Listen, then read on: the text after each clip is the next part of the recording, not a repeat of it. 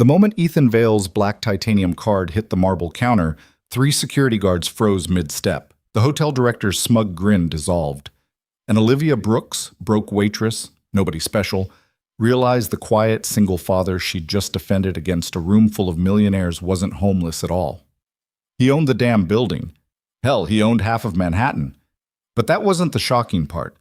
The shocking part was what happened next, when federal agents stormed through those crystal doors and the most elegant party of the year became a crime scene. If you want to see how a billionaire destroyed an empire in one night, stay until the end. Drop a comment with your city so I can see how far this story travels.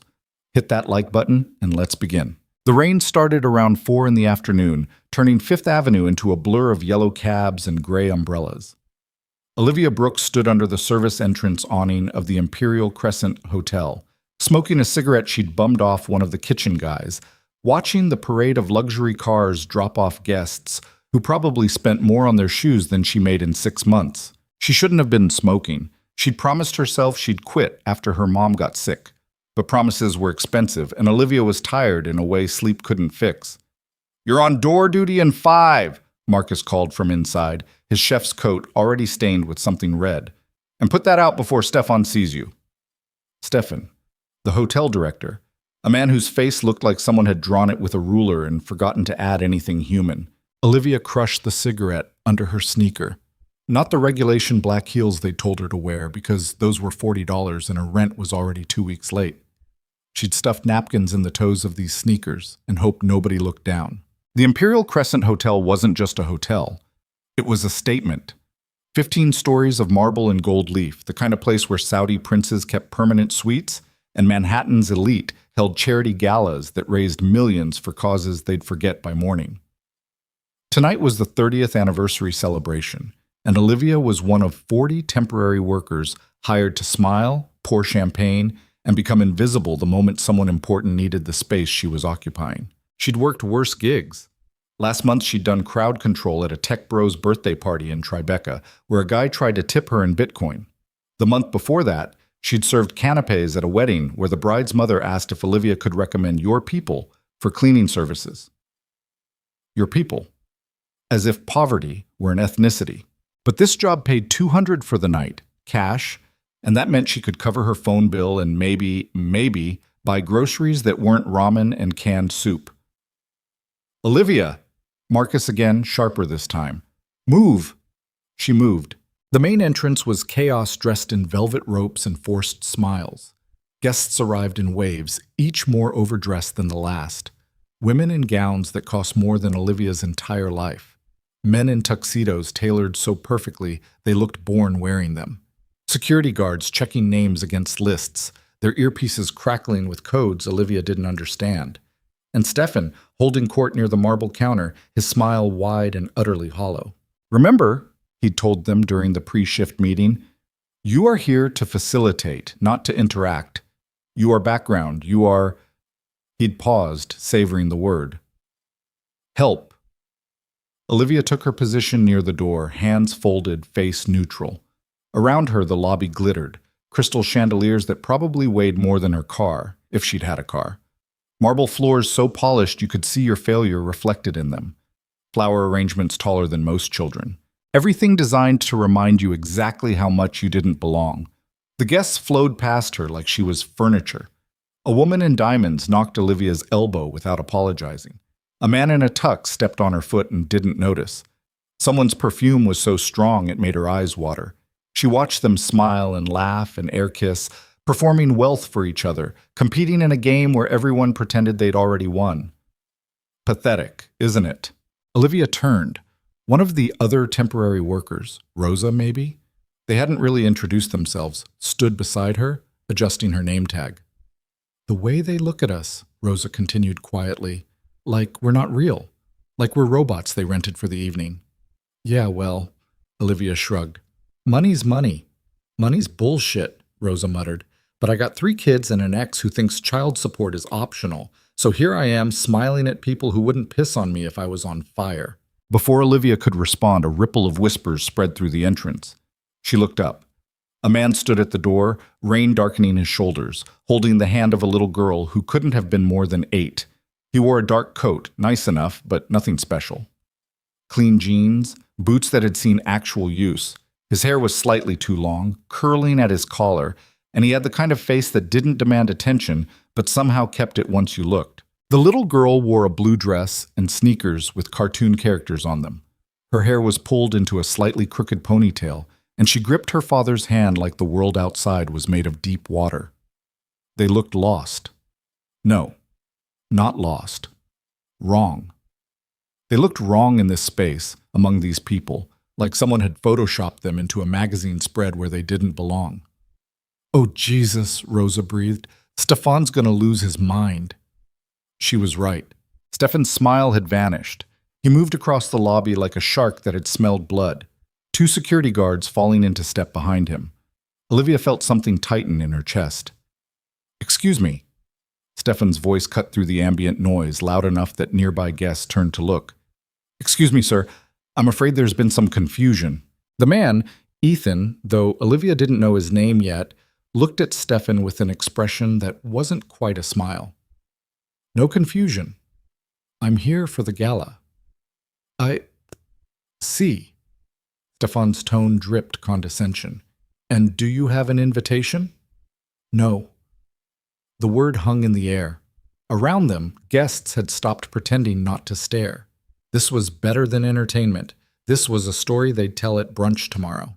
"Then I'm afraid," Stefan said, his smile returning, sharper now. "You'll need to leave. This is a private event. Invitation only." "Daddy?" The little girl's voice was small. "What's wrong?" "Nothing's wrong, Sophie." Ethan's voice was calm, but Olivia caught something underneath it. Not anger, something colder. "This gentleman is just confused about who I am." "I'm not confused about anything," Stefan said. "Security, please escort—" "I'm a founding shareholder," Ethan said quietly. Stefan laughed. Actually laughed. "Sir, I don't know what you think. My name is Ethan Vale. I own 11% of Imperial Crescent Holdings. I was on the original board when this hotel opened 30 years ago, and unless the bylaws have changed, founding shareholders have standing access to all company events, invitation or not." The lobby had gone completely silent. Stefan's face did something complicated. Red crept up his neck. "Mr. Vale that is, we were informed he wouldn't be attending. We were told—" "You were told I was dead?" Ethan's voice remained level. "Or just that I didn't matter anymore?" "Daddy, everyone's looking." Sophie pressed closer to her father's side. And they were. Hundreds of eyes, all watching this quiet man in his ordinary coat stand in the center of all that marble and gold and refuse to disappear. Olivia didn't think. Thinking was dangerous. Thinking was how you talked yourself out of stupid decisions. She stepped forward. "Excuse me, Mr. Stefan?" Her voice sounded steadier than she felt. "I can escort Mr. Vale and his daughter to the registration desk. If there's been an administrative error, we can sort it out there rather than in the lobby." Stefan turned to her, and for a moment Olivia thought she'd just gotten herself fired. His eyes were flat, calculating. But guests were watching, important guests, and making a scene, a bigger scene, would reflect poorly on the hotel. "Fine," Stefan said through his teeth. "Take them to registration and find out exactly how this mistake occurred." Olivia nodded, her heart hammering. She gestured toward a side hallway. "This way, please." Ethan looked at her for a moment, and something in his expression shifted. Not gratitude. Recognition, maybe. Like he'd just noticed she was real. "Thank you," he said quietly. Sophie's hand slipped into Olivia's as they walked, tiny and trusting, and Olivia felt something crack in her chest. The registration desk was quieter, away from the main entrance. A young woman in a hotel uniform looked up from her computer, saw them coming, and her professional smile faltered. "Can I help you?" "This is Mr. Ethan Vale," Olivia said, using her best customer service voice. "Founding shareholder. There seems to be some confusion about his access to tonight's event." The woman's fingers flew across her keyboard. "Vale. Ethan Vale. Oh. Her face went pale. Yes, here. You're listed in the company directory. Founding board member, shareholder status active. But I don't see an RSVP for tonight." I didn't RSVP, Ethan said. I didn't know I needed one. You don't. The woman looked like she wanted to dive through her computer screen and hide. Founding shareholders have automatic access. It's in the bylaws. I don't know why security... Because I look like I can't afford to be here, Ethan said, and there wasn't any anger in his voice. Just fact, delivered with the weight of someone who'd heard it before. The woman opened her mouth, closed it, opened it again. I'll make sure Mr. Stefan is informed of the error. Please, let me get you a guest badge and... We're good, Ethan said. He knelt down to Sophie's level. You okay, sweetheart? Why were they mean to us? Sophie's voice was barely a whisper. Because sometimes people forget their manners. Ethan brushed a strand of hair from her face. But it's okay. We're here now, and we're going to have a good time, right? Sophie nodded, but she didn't look convinced. Olivia felt like an intruder watching this private moment. She started to step away, back to her post before Stefan noticed she'd been gone too long. Wait. Ethan straightened, his hand still holding Sophie's. He looked at Olivia directly, and she noticed his eyes were gray, the kind of gray that looked like storms over the ocean. What's your name? Olivia Brooks. You didn't have to do that, Olivia Brooks. She shrugged, suddenly uncomfortable. Yeah, well, Stefan's an asshole, and nobody should be treated like that in front of their kid. The corner of Ethan's mouth twitched. Not quite a smile, but close. Still. Thank you. Don't mention it. Seriously, don't. I need this job. This time he did smile, and it changed his whole face. Made him look younger, less tired. Your secret's safe. Sophie tugged on Olivia's hand. Do you work here? Just for tonight, sweetie. Do you like it? Olivia looked around at the marble and gold and crystal, all that manufactured beauty designed to make people feel inferior. It's fancy. Fancy's not the same as good, Sophie said seriously. No, Olivia agreed, her throat suddenly tight. It's really not. Behind them, the registration clerk cleared her throat. Mr. Vale, I've prepared your badge, and for Sophie as well. Is there anything else you need? We're fine, thank you. Olivia excused herself, heading back toward the main entrance before her absence became a problem. But as she walked away, she felt Ethan watching her, and something about it made her skin warm in a way that had nothing to do with the hotel's heating system. Get it together, she told herself. He's rich. You're broke. That's not a story, that's a math problem. The gala kicked into full gear around 7. The ballroom on the 15th floor was even more obscene than the lobby. Tables draped in silk, centerpieces that looked like small gardens, a stage where some CEO Olivia didn't recognize was giving a speech about legacy and excellence and values that sounded impressive and meant nothing. Olivia worked the floor, refilling champagne glasses and clearing plates, becoming invisible the way Stefan had instructed. She was good at it, years of practice. But she kept noticing Ethan. He'd found a table near the back, away from the spotlight, Sophie sitting beside him coloring in a book someone had given her. He didn't talk to anyone, didn't network or schmooze or perform wealth like everyone else. He just sat there, watching the room with an expression Olivia couldn't quite read. Lonely, she thought. He looked lonely in a room full of people. You see that guy? Rosa appeared at her elbow, balancing a tray of empty glasses. Back corner with the kid? Yeah? Someone said he's Ethan Vale, like the Ethan Vale. Billionaire founder who disappeared after his wife died. Built this whole empire and then just vanished. Rosa's voice dropped to a whisper. There's like conspiracy theories about him online. Some people think he's dead. Some people think he went crazy. But he's just been gone.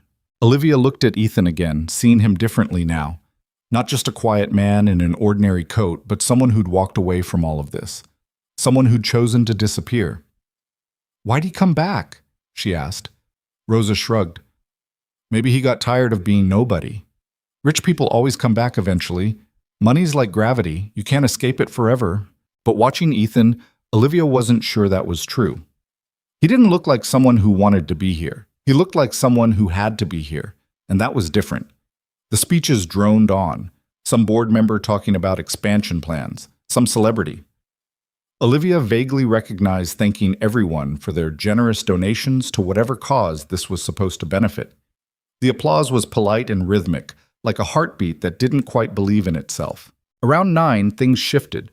Olivia was near the bar when she noticed Stefan talking to a group of men in expensive suits. Their conversation was hushed, but intense, and Stefan kept glancing toward Ethan's table with an expression that made Olivia's instincts scream. She moved closer, pretending to clear glasses from a nearby table. "Can't just show up after 11 years and think nothing's changed," one of the suited men was saying. His face was red, anger barely contained. "We restructured. We built this company into what it is today. He has no right. He's a founding shareholder, Richard." Stefan's voice was tight. "He has every right." "Then we buy him out, offer him whatever it takes to disappear again." "And if he doesn't want to sell?" Richard's smile was ugly. "Then we make sure he understands exactly how unwelcome he is." Olivia's hand froze on a champagne flute. She looked toward Ethan's table and saw Sophie had fallen asleep on his shoulder, her coloring book sliding toward the floor. He looked up, as if he felt her watching, and their eyes met across the crowded ballroom. "Run," she wanted to tell him. "Take your kid and get out of here before these vultures remember how to use their teeth." But he didn't run. He just held his daughter and watched the stage where another speaker was being introduced. The lights dimmed, a screen lowered behind the stage, and someone adjusted a microphone. "Ladies and gentlemen," the CEO said, his voice booming through the speakers, "it is my honor to introduce the chairman of our board, the man who has guided Imperial Crescent Holdings through remarkable growth over the past decade, Richard Thorne." The applause was louder this time. Genuine, or at least better performed. Richard, the same man who'd been threatening Ethan moments ago, strode onto the stage waving like a politician. Thank you, he said, waiting for the applause to die. "Tonight, as we celebrate 30 years of excellence, I want to talk about the future, about innovation, about building something that will last another 30 years and beyond." More applause. Olivia watched Ethan's face and saw nothing there. No reaction, no emotion. "But first," Richard continued, his tone shifting, becoming somber, "I want to take a moment to remember the people who made this possible. Our founders. Visionaries who saw potential where others saw only risk." A photograph appeared on the screen. A younger Ethan, standing beside a woman with dark hair and a smile that looked like it belonged in sunlight. They were cutting a ribbon in front of the hotel's entrance, both of them laughing. "Ethan and Catherine Vale," Richard said. "Tragically, Catherine was taken from us 11 years ago. A brilliant philanthropist, a devoted mother, and the heart of this company's charitable foundation. And Ethan." He paused. "Well, Ethan chose to step away from public life to grieve in private, as was his right. We honor their legacy tonight by continuing the work they began." Olivia felt sick. The man was standing right there, holding his sleeping daughter, and they were talking about him like he was a ghost, like he was dead, but useful for the story they wanted to tell. She looked at Ethan again and saw his jaw was tight, his free hand clenched into a fist on the table. Sophie stirred against his shoulder. "Daddy? Is that Mommy?" "Yeah, sweetheart, that's Mommy. She's pretty. She was beautiful." Ethan's voice was rough, and Olivia had to look away because the grief in it was too raw, too real for this room full of people performing emotions they didn't feel. On stage, Richard was still talking about legacy and foundation and values, and Olivia realized with sudden, sick clarity that he wasn't honoring Catherine Vale. He was using her memory, to cover something. She moved toward the service entrance, past the kitchen, into the back hallway where staff gathered between shifts. Voices filtered through an open door, the security office, where monitors showed different angles of the ballroom. "Doesn't matter what he thinks he knows," someone was saying. "The foundation's been clean for years. The audit cleared everything. Because we buried the evidence deep enough."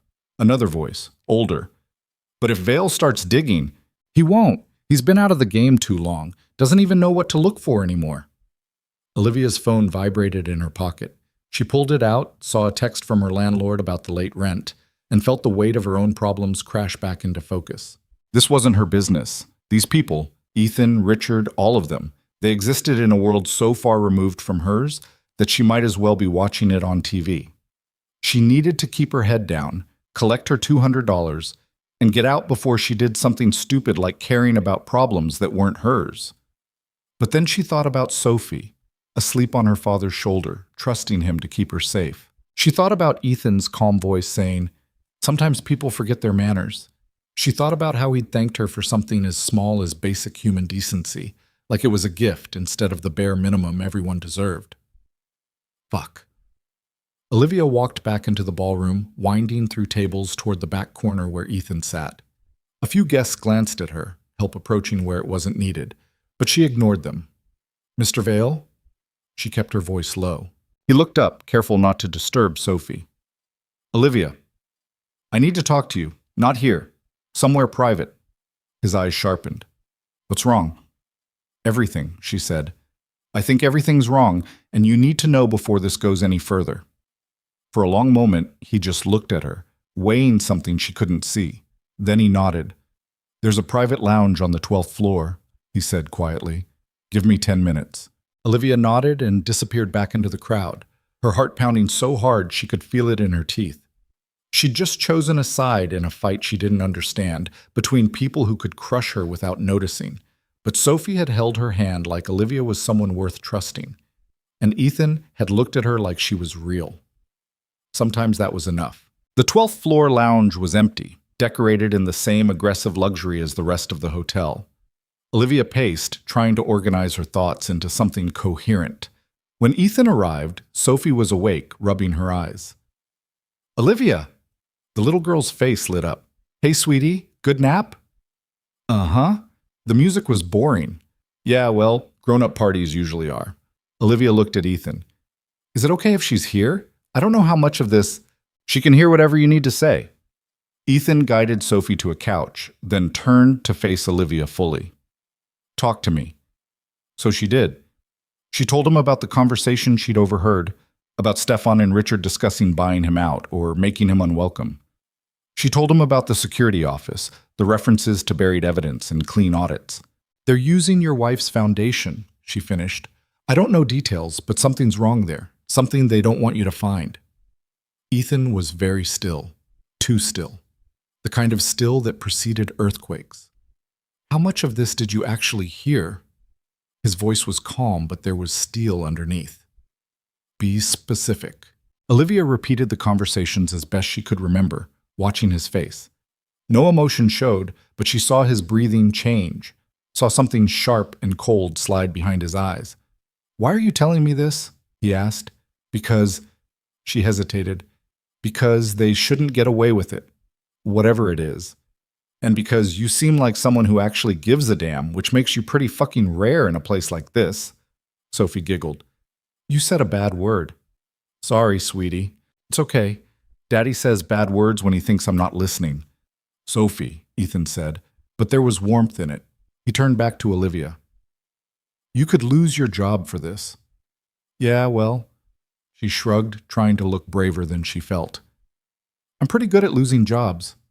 I'm serious. These people, Richard, Stefan, the whole board, they're not going to take this well. If they find out you warned me, then I'll deal with it." Olivia met his eyes. "Look, I don't know you. I don't know what you're here to do or why you disappeared or any of that. But I saw how they looked at you and your daughter tonight. Like you didn't matter. Like you were trash they needed to remove. And I'm done watching people get treated like that just because they don't look like what someone thinks they should." Something in Ethan's expression shifted, softened. "You always this reckless with your own safety?" "Only on Thursdays." She checked her phone. "I should get back before someone notices I'm gone." "Wait."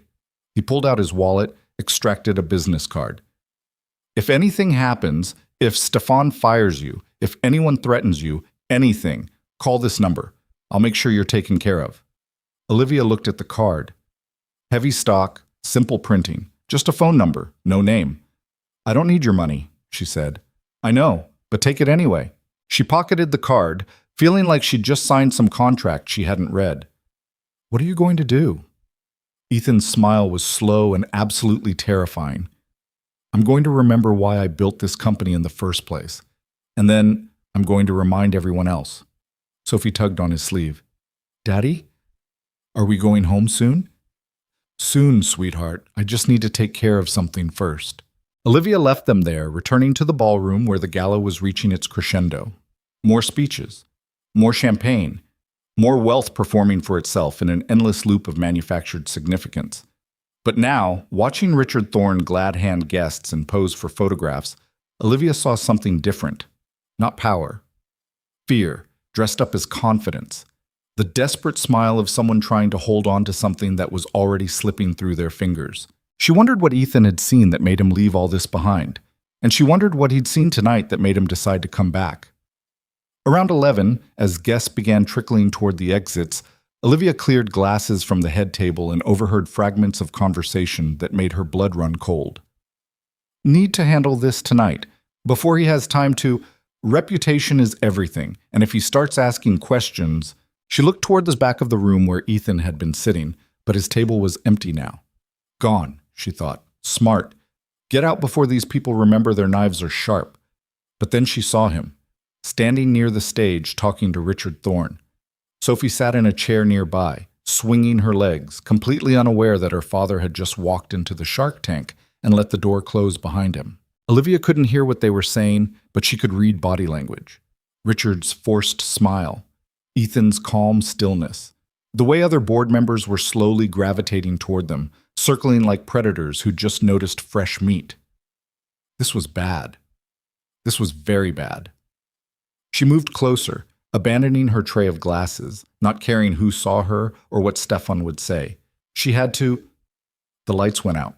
Not all of them. Just enough to dim the ballroom, to shift attention toward the stage where a microphone whined feedback. Ladies and gentlemen, Stefan's voice boomed through the speakers. Before we conclude tonight's celebration, we have one final announcement. A surprise guest would like to say a few words. The spotlight hit Ethan. He stood on the stage now, holding the microphone, looking out at hundreds of faces. Beside him, Richard's smile had frozen into something like a grimace. Most of you don't know me, Ethan began, his voice calm and clear. Or you know the story you've been told. Ethan Vale, widower. Disappeared. Dead, maybe, or crazy, or whatever version makes the narrative tidier. Uncomfortable silence rippled through the ballroom. I'm not dead, Ethan continued, and I'm not crazy. I'm just a father who wanted to raise his daughter away from all this. He gestured to the room, the crystal and gold, and performed wealth. But tonight, I learned something that made me realize I can't stay away anymore. Olivia's heart hammered. What was he doing? 30 years ago, my wife and I founded this company on a simple principle, that luxury and dignity weren't mutually exclusive, that you could build something beautiful without crushing the people who helped you build it. His voice hardened, but somewhere along the way that principle got lost. Richard stepped forward, reaching for the microphone. Ethan, this isn't the time. Ethan turned to him, and whatever Richard saw in his eyes made him stop cold. The charitable foundation established in my wife's memory, Ethan said, looking back at the crowd, was meant to support arts education for underprivileged children. Catherine believed everyone deserved access to beauty, regardless of their bank account. We funded schools, programs, scholarships. We changed lives. He pulled something from his coat pocket. A flash drive. This, he said, holding it up, contains 11 years of financial records from that foundation. Records I wasn't supposed to have access to. Records that show exactly where the money really went. The ballroom was absolutely silent now. Offshore accounts, Ethan continued, shell corporations, executive bonuses disguised as administrative costs. Millions of dollars meant for children, stolen by the people in this room who were supposed to protect it. Richard lunged for him, but security guards, different guards, not the ones from the lobby, blocked his path. That's slander! Richard's face had gone purple. You can't prove. I have 12 years of emails, Ethan said calmly. Financial statements, board meeting minutes. I have everything, Richard, including the audit you buried, the one that outlined all the ways you violated fiduciary duty and federal fraud statutes. Someone in the crowd gasped. Phones came out, recording everything. You're finished, Richard hissed. You think you can destroy me? I made this company what it is, without me. Without you, Ethan interrupted. This company might remember what it was supposed to be. The main doors opened. More people entered, not guests. They wore FBI windbreakers, and suddenly the elegant gala looked like what it actually was. A crime scene waiting to happen.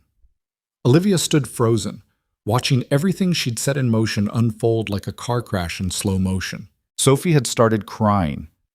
Olivia moved without thinking, scooping the little girl up, carrying her away from the stage, away from the chaos. "It's okay, sweetie. Your dad's okay." "Why are those people yelling?" "Because sometimes grown-ups forget how to be nice."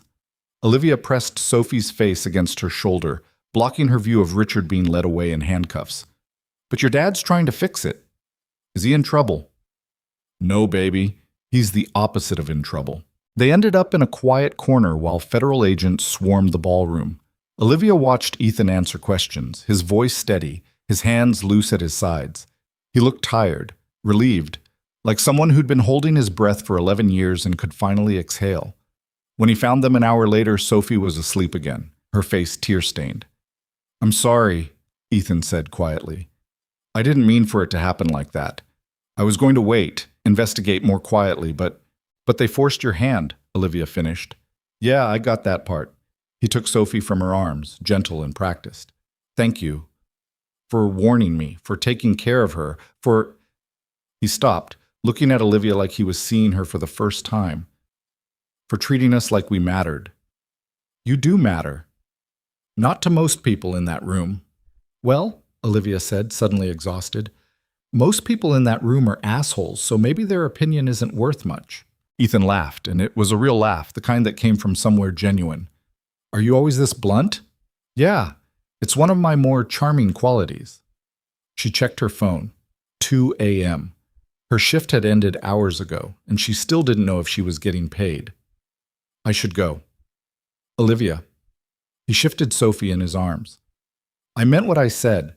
If you need anything, a job, references, help with rent, anything, call that number. I'm not a charity case. I know, but you risked your job, maybe worse, to warn a stranger his dead wife's legacy was being stolen. That's not nothing." His voice softened. "That's everything, actually." Olivia felt something hot in her throat. She nodded, not trusting her voice, and walked away before she did something stupid like cry in front of a billionaire. Outside, the rain had stopped. The city smelled like wet concrete and possibility, and Olivia walked toward the subway with $200 cash in her pocket and a business card that felt like it weighed 100 pounds. She'd just upended her entire life for people she didn't know. She'd probably never see them again. And somehow, standing on the platform waiting for the train, Olivia felt lighter than she had in years. Like maybe doing the right thing mattered, even when it cost you. Like maybe she mattered too. The subway car smelled like piss and industrial cleaner, and Olivia sat with her forehead pressed against the window, watching darkness blur past. Her phone buzzed. A text from Marcus. "Heard you left early. Stefan's pissed. Call me." She didn't call him. When she finally made it back to her apartment in Astoria, 4th floor walk-up, walls so thin she could hear her neighbor's TV through the bathroom, it was almost 4 a.m. She kicked off her sneakers, peeled off the black pants that weren't quite professional enough, and fell onto her mattress without bothering to undress further. Sleep didn't come. Every time she closed her eyes, she saw Richard Thorne's face going purple, FBI agents swarming the ballroom, Ethan standing on that stage looking like he'd just burned down his entire past to build something different from the ashes. And Sophie, small hands gripping Olivia's shirt, tear-stained face pressed against her shoulder. "Your dad's trying to fix it." Was he, though? Or had Olivia just helped a billionaire settle a score while pretending it was about justice? Her phone buzzed again. Not Marcus this time. Unknown number. She almost didn't answer. But it was 4 a.m., and the only people who called at 4 a.m. were hospitals, police, or problems you couldn't ignore. "Hello? Miss Brooks?" A woman's voice, professional and crisp despite the hour. "This is Jennifer Chen, legal counsel for Imperial Crescent Holdings. I'm calling on behalf of Ethan Vale." Olivia sat up, suddenly wide awake. "Is Sophie okay?" A pause. "Sophie? Yes, she's fine. Mr. Vale wanted me to reach out regarding your employment status." "I don't have an employment status. I was temp staff." "Nevertheless." Papers rustled in the background. "Given your assistance during tonight's events and the subsequent federal investigation, Mr. Vale wanted to ensure you weren't experiencing any professional repercussions." Professional repercussions, Olivia repeated flatly.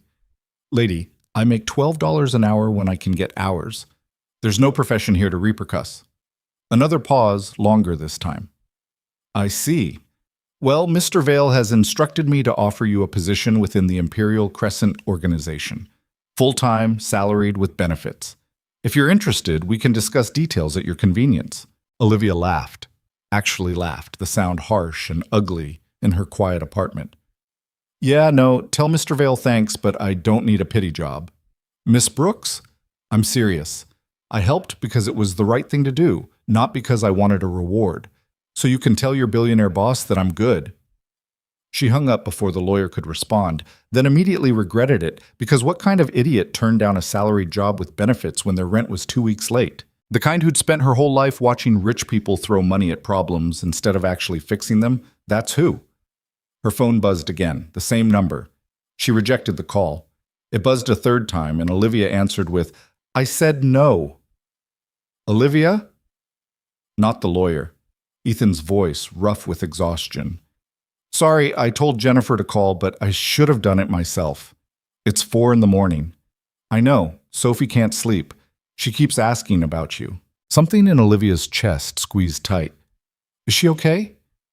She's confused. Tonight was a lot, and she doesn't really understand what happened.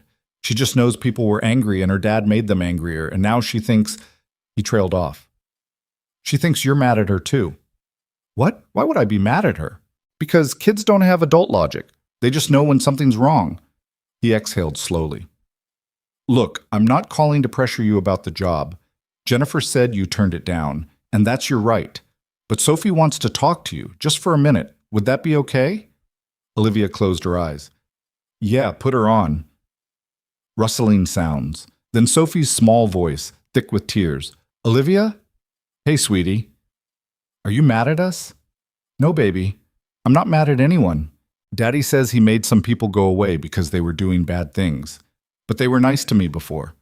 They gave me cookies and said my dress was pretty. Her voice got smaller. Does that make me bad too? That I like them? Olivia felt something crack in her chest. Listen to me, Sophie. You're not bad. Not even a little bit. Sometimes grown-ups are good at pretending to be nice when they're not. And that's not your fault. You didn't know. But I should have known. Daddy knew. Your dad's a grown-up. Grown-ups are supposed to know things kids don't. That's the whole deal. Olivia pulled her knees to her chest. You know what I think? I think you're one of the smartest, kindest 8-year-olds I've ever met.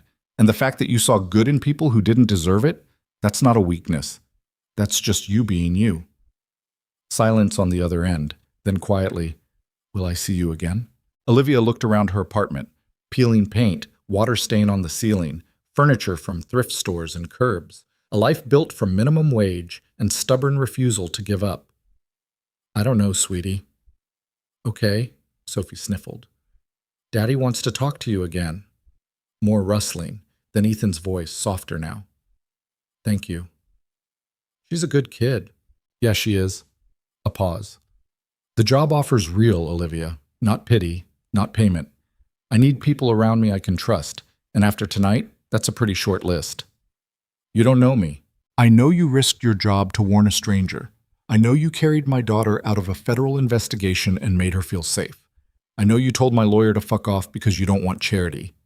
His voice carried something like amusement. That's more than I know about most people I've worked with for years. Olivia wanted to say no, wanted to hang up and pretend this whole night had been a fever dream, go back to her 2 jobs and late rent and the familiar weight of barely surviving. But Sophie's voice echoed in her head. Will I see you again? What kind of job? She asked finally. Honestly, I don't know yet. The company's about to be torn apart and rebuilt. I need people who give a damn, who'll tell me when I'm wrong, who won't blow smoke up my ass just because I signed their paychecks. He paused. Think about it. No pressure. Jennifer will send you details tomorrow, and you can decide then. Okay? Okay? He sounded surprised. Get some sleep, Olivia. You too. She hung up and stared at her phone, at the unknown number that was probably saved in some billionaire's contacts now, and wondered what the hell she'd just agreed to. Sleep came eventually, thin and restless, full of dreams about crystal chandeliers falling and small hands reaching for hers in the dark. She woke up at noon to 17 missed calls and a text from her roommate. Turn on the news. Olivia didn't have a TV, but her phone worked well enough. She pulled up a news site and saw her answer in the first headline. Billionaire founder exposes charity fraud at Imperial Crescent Gala. There was a photo. Ethan on stage holding that flash drive.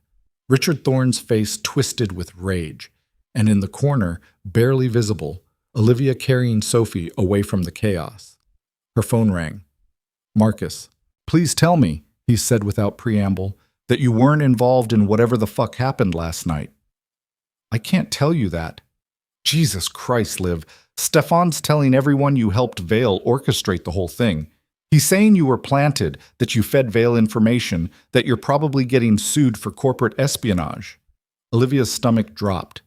That's bullshit. Yeah, well, bullshit or not, you're toxic now. Nobody's gonna hire you. Stefan's got connections everywhere, and he's making sure everyone knows you're the reason his golden boy went to jail. Richard Thorne is not a golden boy. He's a thief. Rich thief, poor thief, doesn't matter. He had friends, Liv, and those friends are pissed.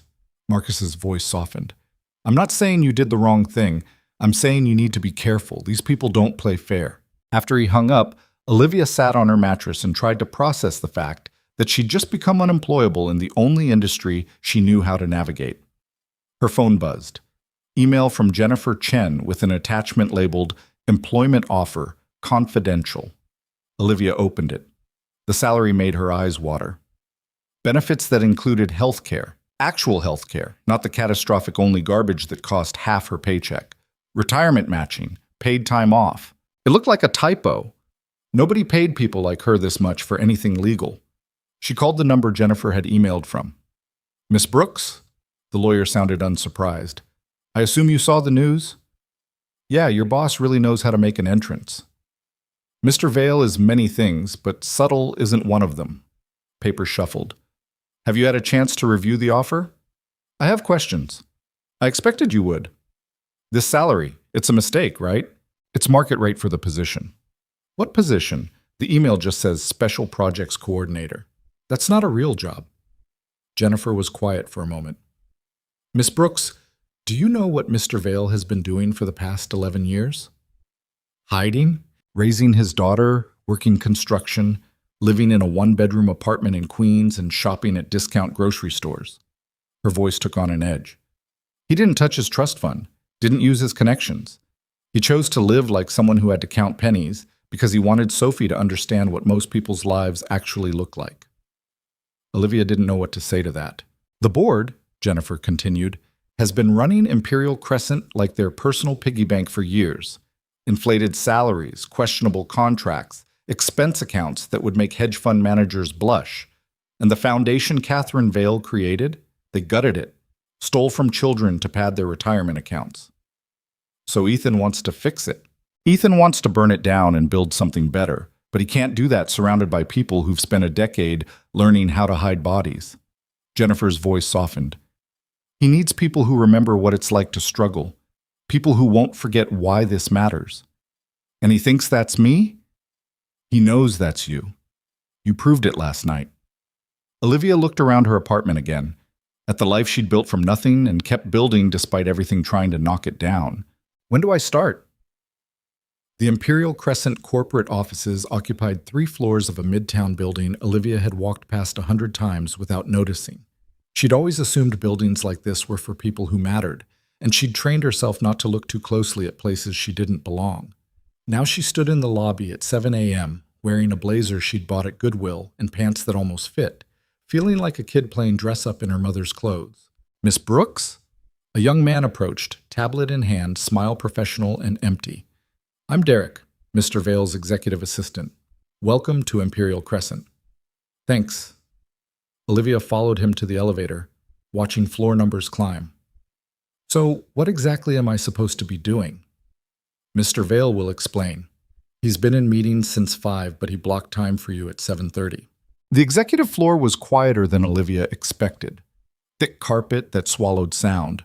Glass offices with views of Manhattan that probably cost more than most people's mortgages. Everything designed to remind you that power lived here, and you were just visiting. Derek led her to a conference room where Ethan sat alone, laptop open, looking like he hadn't slept in days. He glanced up when she entered, and something in his expression shifted. Relief, maybe. You came. Your lawyer's very persuasive. Jennifer's terrifying. It's why I hired her. He gestured to a chair, but coffee? Is it real coffee or that fancy shit that tastes like burnt water? The corner of his mouth twitched. It's whatever you want it to be.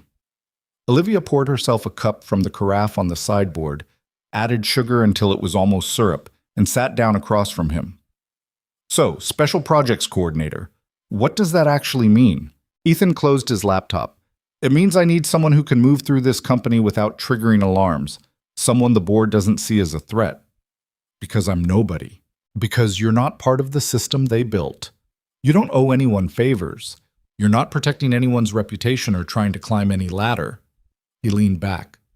The fraud Richard orchestrated? That was just the surface. There's more buried in contracts, vendor agreements, real estate deals. I need to find it all before the board realizes what I'm doing and starts covering tracks. So I'm a spy. You're an investigator. That's just a fancy word for spy. He almost smiled. You'll have access to company files, financial records, employee communications. Anything that seems questionable, you bring to me or Jennifer. No heroics, no confrontations, just information. Olivia sipped her coffee. And if I find something that implicates you? The question hung in the air like smoke. Then you report it, Ethan said quietly. I'm not looking for loyalty. I'm looking for honesty. If I've done something wrong, I want to know.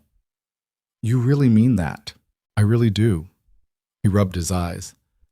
I built this company with Catherine because we believed luxury shouldn't require cruelty, that you could create beautiful things without destroying people. But I've been gone 11 years, and I don't know what this place became in my absence.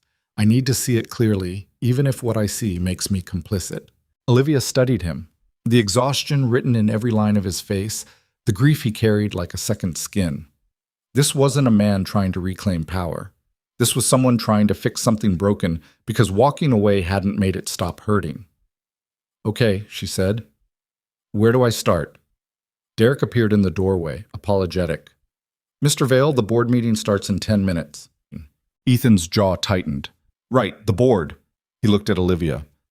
Derek will get you set up. Office, credentials, system access. If you need anything, ask him. If something feels wrong, call me directly. He handed her another business card.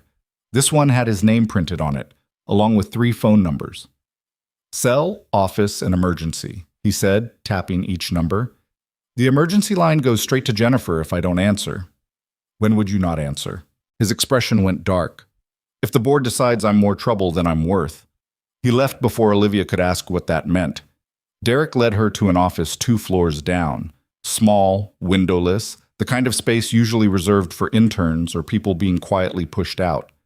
Sorry about the view, Derek said, or lack thereof. But you've got full network access and a company card for expenses. Lunch is expensed up to $30, though most people ignore that limit. $30 for lunch? Olivia tried not to sound incredulous. Who spends $30 on lunch? Derek blinked. Everyone? After he left, Olivia sat in her new office and tried to process the fact that her life had just changed so completely she couldn't see the edges of it anymore. Her company email pinged. A message from Jennifer Chen. Review attached files. Focus on vendor contracts from 2019 to 2023. Look for unusual payment structures or repeated vendors with minimal documentation. Olivia opened the attachments and immediately understood why Ethan needed help. There were hundreds of contracts, thousands of pages, vendor agreements for everything from linens to landscaping, each one buried in legal language designed to obscure rather than clarify. She started reading. 4 hours later, her eyes burned and her head ached, but she'd found something. A company called Meridian Services had been paid $600,000 over 3 years for consulting and strategic advisement. But there was no description of what services they'd actually provided. No deliverables, no reports, just regular payments of $25,000 every other month. Olivia searched Meridian Services online and found nothing. No website, no social media, no business registry in New York. It was a ghost. She emailed Jennifer. Found something. Meridian Services. Looks fake. Want me to dig deeper? The response came in seconds. Yes. Carefully. Olivia spent the rest of the day following the trail. Payment records led to a bank in Delaware. The bank's records, obtained through methods Jennifer's assistant walked her through that Olivia was pretty sure weren't entirely legal, showed Meridian's account receiving deposits from Imperial Crescent, then immediately transferring them to 3 personal accounts. One of those accounts belonged to Stefan Kraus, the hotel director who'd tried to throw Ethan out of his own gala. Motherfucker, Olivia muttered. Her phone rang. Ethan. Derek said you haven't left your office in 6 hours. Did you eat?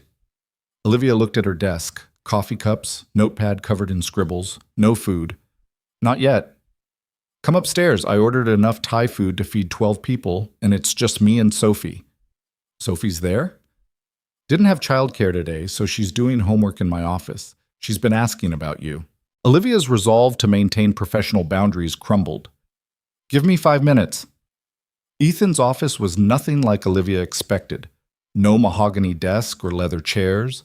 Instead, there was a standing desk covered in papers, a couch that had clearly been slept on recently, and Sophie curled up in a beanbag chair reading a book. Olivia! The girl launched herself across the room, wrapping small arms around Olivia's waist. Hey, sweetie. Olivia hugged her back, surprised by how good it felt. What are you reading? A book about dragons.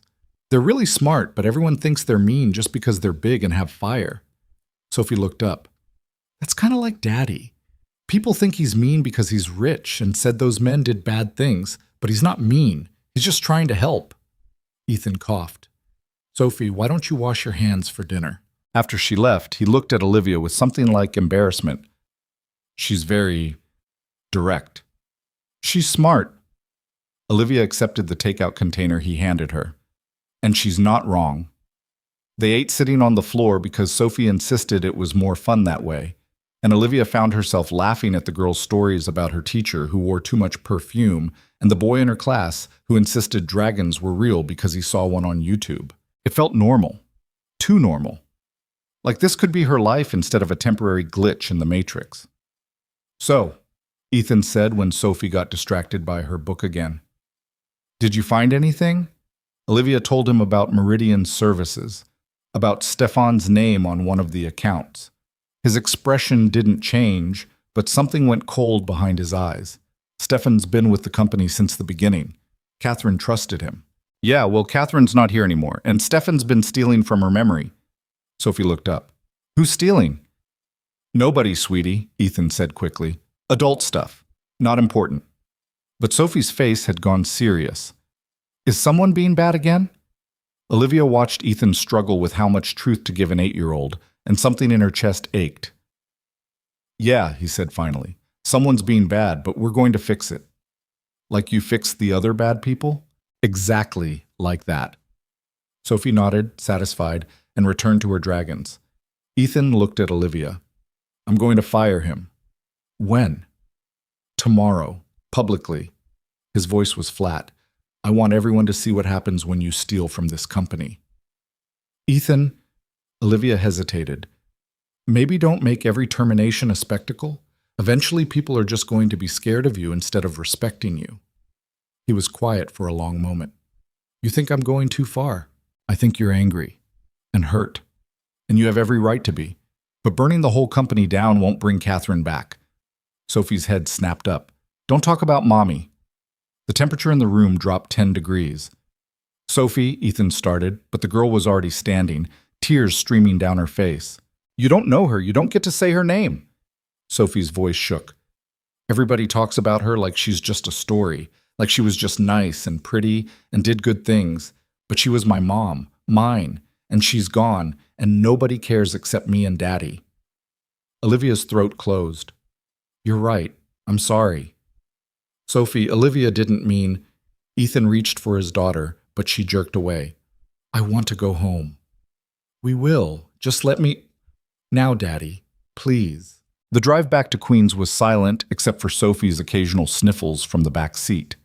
Ethan had offered to get Olivia a car service, but she'd insisted on the subway. She needed space to think, to remember that this wasn't her family, and getting attached would only lead to pain. But as she rode the train back to Astoria, she couldn't stop seeing Sophie's face. The raw grief of a child who'd lost her mother and watched the world turn that loss into a commodity. Her phone buzzed. "Ethan, I'm sorry about tonight. Sophie's going through something. Therapist says grief comes in waves." Olivia typed back, "She's allowed to be upset. I overstepped. You were trying to help. Doesn't mean I was right." A long pause, then, "Thank you for today. The work you did, dinner, all of it. Sophie was happy. That's rare." Olivia stared at the message, at the vulnerability underneath the words, and felt something dangerous bloom in her chest. This was a job, she reminded herself. Not a rescue mission, not a family, just a job. She didn't respond. Stefan Kraus was fired at 9 a.m. on a Tuesday in front of 47 employees gathered in the hotel's main conference room. Olivia watched from the back, anonymous in her new blazer and employee badge, as Ethan explained calmly and without theatrics that Stefan had been embezzling company funds through shell corporations for at least 3 years. The evidence was displayed on a projector screen: bank transfers, email chains, invoices for services never rendered. Stefan stood at the front of the room, his face the color of old meat, and said nothing. "You're done," Ethan said quietly. "Security will escort you out. You have 1 hour to collect your personal belongings. If you're still in the building after that, I'll have you arrested for trespassing." Stefan's eyes swept the room and landed on Olivia. Recognition flashed across his face, followed by something uglier. "Her," he said, pointing. "She's the one who fed you all this bullshit. That waitress from the gala. You're really going to trust some broke bitch over someone who's been loyal to this company for 30 years? The room went silent. Ethan's voice didn't rise. "Olivia Brooks works for Imperial Crescent now. In fact, she's the reason we discovered your theft before you could drain another $500,000 from the foundation. So yeah, Stefan, I trust her a hell of a lot more than I trust you." 2 security guards appeared at Stefan's elbows. He jerked away from them, his face twisted. "You think you're fixing things?" His voice cracked. "You destroyed this company the day you walked away. Catherine's death broke you, and instead of dealing with it like a man, you ran. Left the rest of us to hold everything together while you played poor in Queens." He laughed, bitter and sharp. "And now you come back acting like some kind of savior? You're pathetic." Ethan didn't flinch. "Take him out." The guards moved, but Stefan wasn't finished. "Everyone in this room knows the truth. You're not here to save Imperial Crescent. You're here because you finally realized that grief doesn't pay bills, and Daddy's trust fund was always going to be there waiting." He looked at Olivia again. "And you really think you're different? You think he sees you as anything other than a project? A charity case to make himself feel better about abandoning his responsibilities?" Olivia felt 47 pairs of eyes turn to her. Her face burned, but she kept her expression neutral. Stefan was dragged toward the door, still talking. "You'll figure it out eventually. Rich people don't change. They just get better at pretending." When he was gone, the conference room stayed silent. Ethan stood at the front, hands in his pockets, looking tired. "I know most of you are wondering if you're next," he said finally. "You're not. Unless you've been stealing, in which case you absolutely are." A few nervous laughs. "But I'm not here to gut the company. I'm here to fix what's broken. That means changes, uncomfortable changes. Some of you won't like me by the end of this. That's fine. I don't need you to like me. I need you to do your jobs with integrity." He dismissed them, and the room emptied slowly. Olivia waited until most people had left before approaching. "You okay?" she asked. Ethan rubbed his face. Stefan worked with Catherine. She hired him personally, trusted him. His voice was flat. Turns out he'd been stealing since 6 months after she died. Saw an opportunity and took it. People are shit sometimes. Yeah. He looked at her. "He wasn't wrong, about me running away. You didn't run. You survived. There's a difference." "Is there?" He started gathering papers from the table. "I had resources most people can't imagine. Money, connections, support systems, and I still couldn't handle it. Couldn't face this building, these people, any of it. So I hid." Olivia thought about the apartment in Queens, the construction jobs, the deliberate choice to live small when he could have lived any way he wanted. "You were raising your daughter," she said. "That's not hiding." I was raising her away from all this because I was too broken to do both, to be her father and run this company. He met her eyes. Stefan called you a project, a charity case. You know that's not true, right? I know you needed someone to dig through financial records, and I was convenient. Olivia, it's fine. She cut him off. I'm getting paid well to do a job. That's the arrangement. We don't need to complicate it with feelings. Something shifted in his expression. Hurt, maybe, or disappointment. Right. Of course. He left, and Olivia stood alone in the conference room, wondering why doing the smart thing felt so much like making a mistake. The investigation spread like a virus through Imperial Crescent's infrastructure. Olivia spent 12-hour days buried in contracts and emails, tracing money through shell corporations and offshore accounts. Jennifer provided legal cover. Ethan provided access and authority. And slowly, painfully, they built a map of corruption that went deeper than anyone had anticipated. It wasn't just Stefan, it was vendors who charged triple market rate for services never delivered, board members who approved their own consulting contracts, real estate deals structured to funnel profits into private accounts, an entire ecosystem of theft disguised as business as usual. 3 weeks in, Olivia found something that made her stomach turn. The Catherine Vale Memorial Foundation, the charity established in memory of Ethan's wife, had received $12 million in donations over 11 years. According to public records, it had distributed $9 million to arts programs for underprivileged children. But the internal records told a different story. Only $2 million had actually reached kids.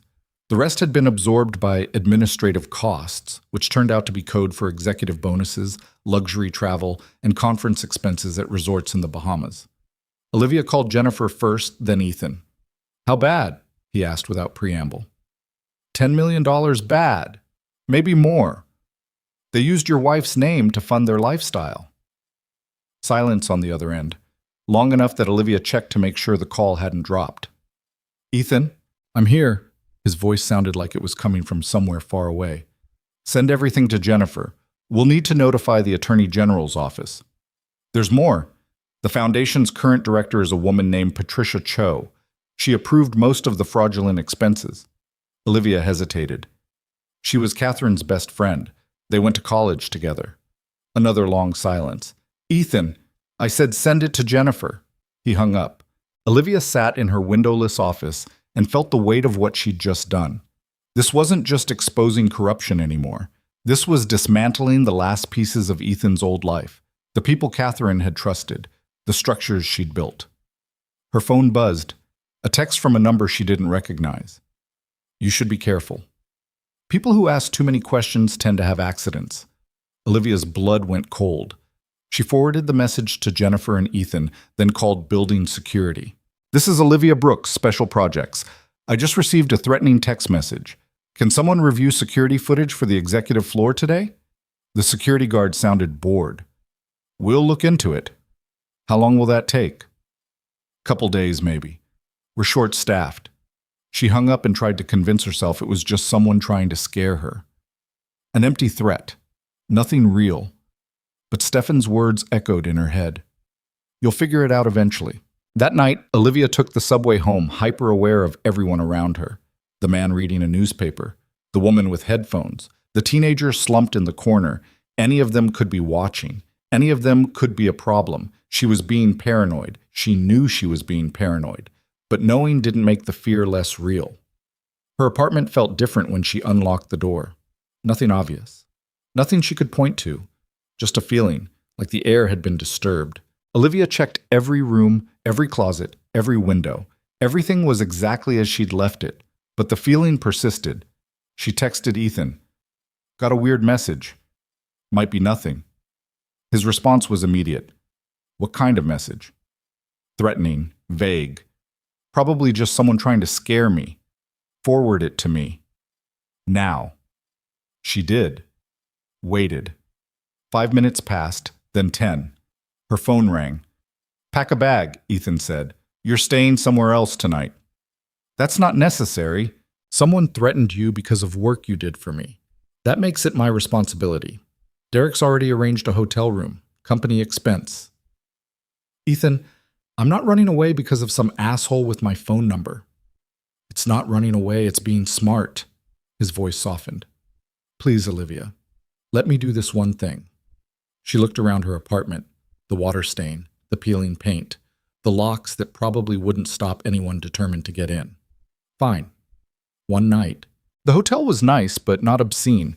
Clean sheets. Working heat. A door that locked properly. Olivia lay on the bed fully clothed and tried to convince herself she wasn't scared. Her phone buzzed. Sophie's name this time. Ethan must have given his daughter Olivia's number. Daddy says someone was mean to you. Are you okay? Olivia's throat tightened. I'm okay, sweetie, just being extra careful. Daddy gets mean messages sometimes, too. He doesn't tell me, but I see his face when he reads them. Your dad's pretty tough. I think he can handle it. Sometimes I think he's too tough. Like he forgot how to be not tough. Olivia stared at that message for a long time.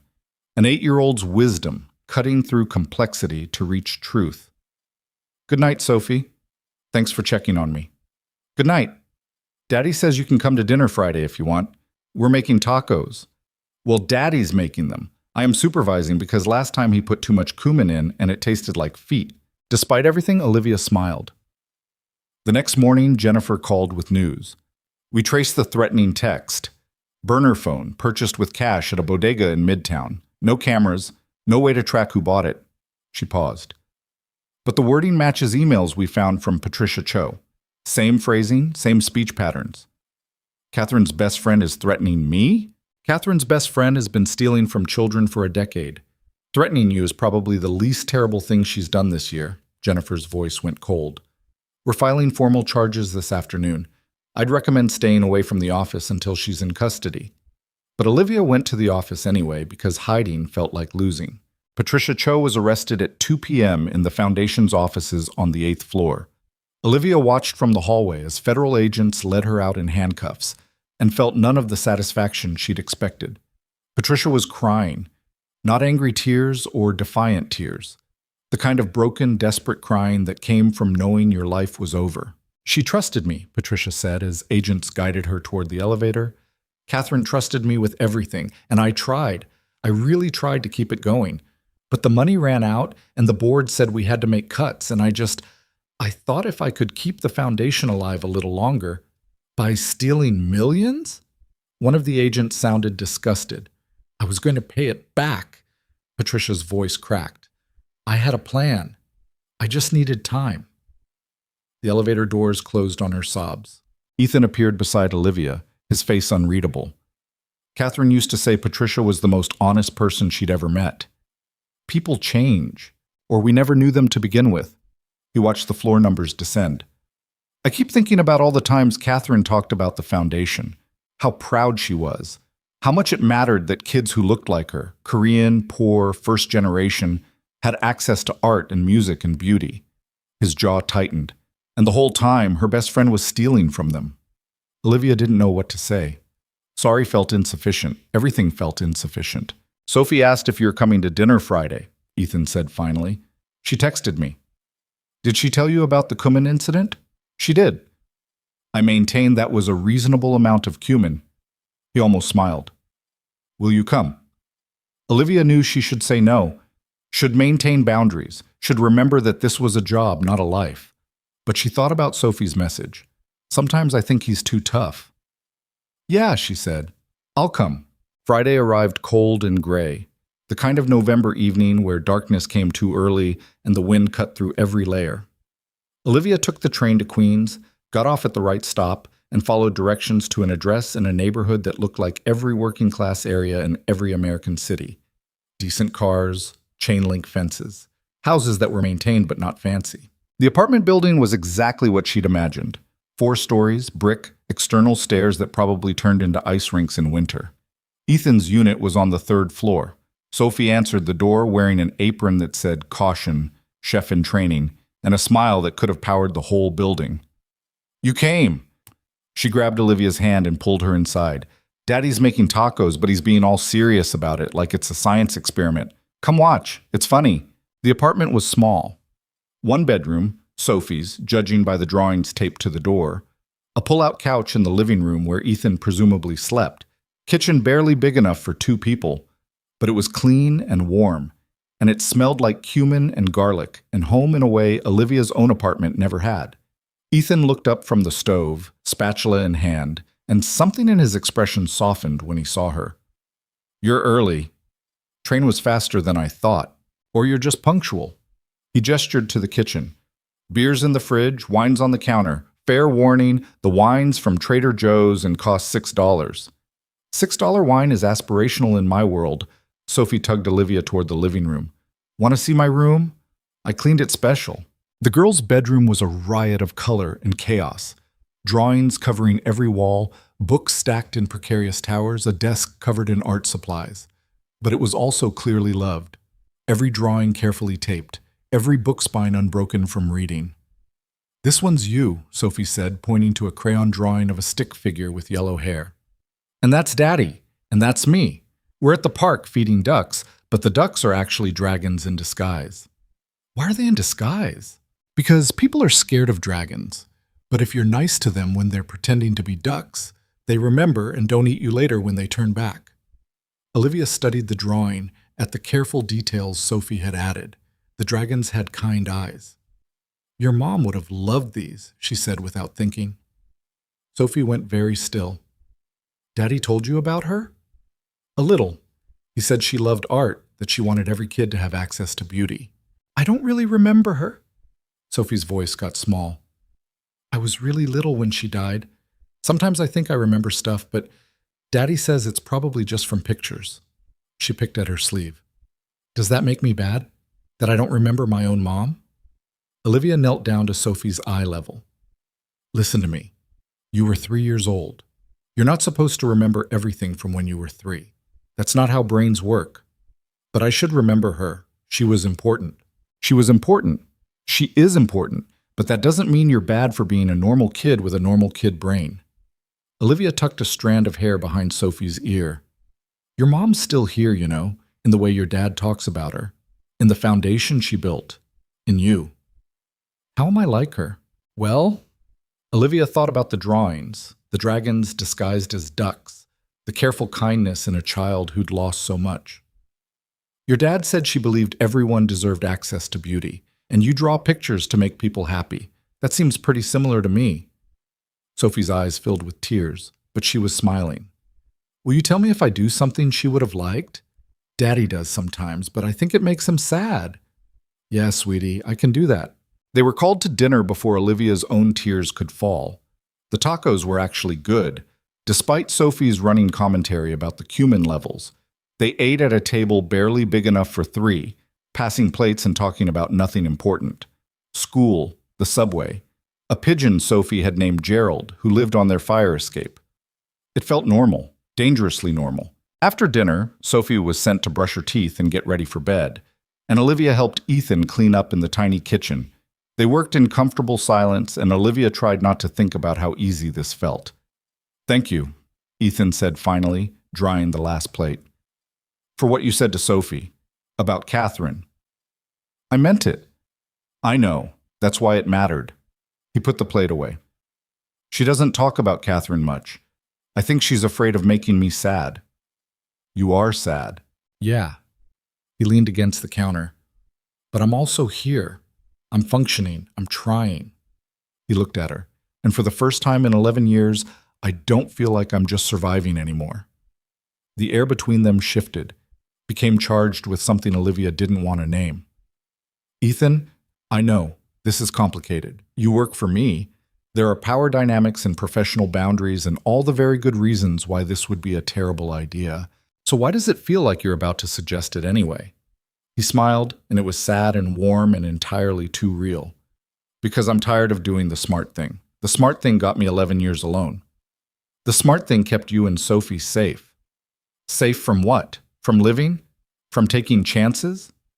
He moved closer, not touching, but close enough that Olivia could feel the heat of him. "You scare the hell out of me, Olivia Brooks." "Good. That's mutual. You're honest in a way that makes everyone else look like they're performing. You don't want my money or my connections. You told my lawyer to fuck off and turn down a job most people would kill for." His voice dropped. "And Sophie loves you. Really loves you. She hasn't let anyone in since Catherine died." Olivia's heart was hammering. So what are you saying? I'm saying I don't know how to do this, any of this, but I want to try.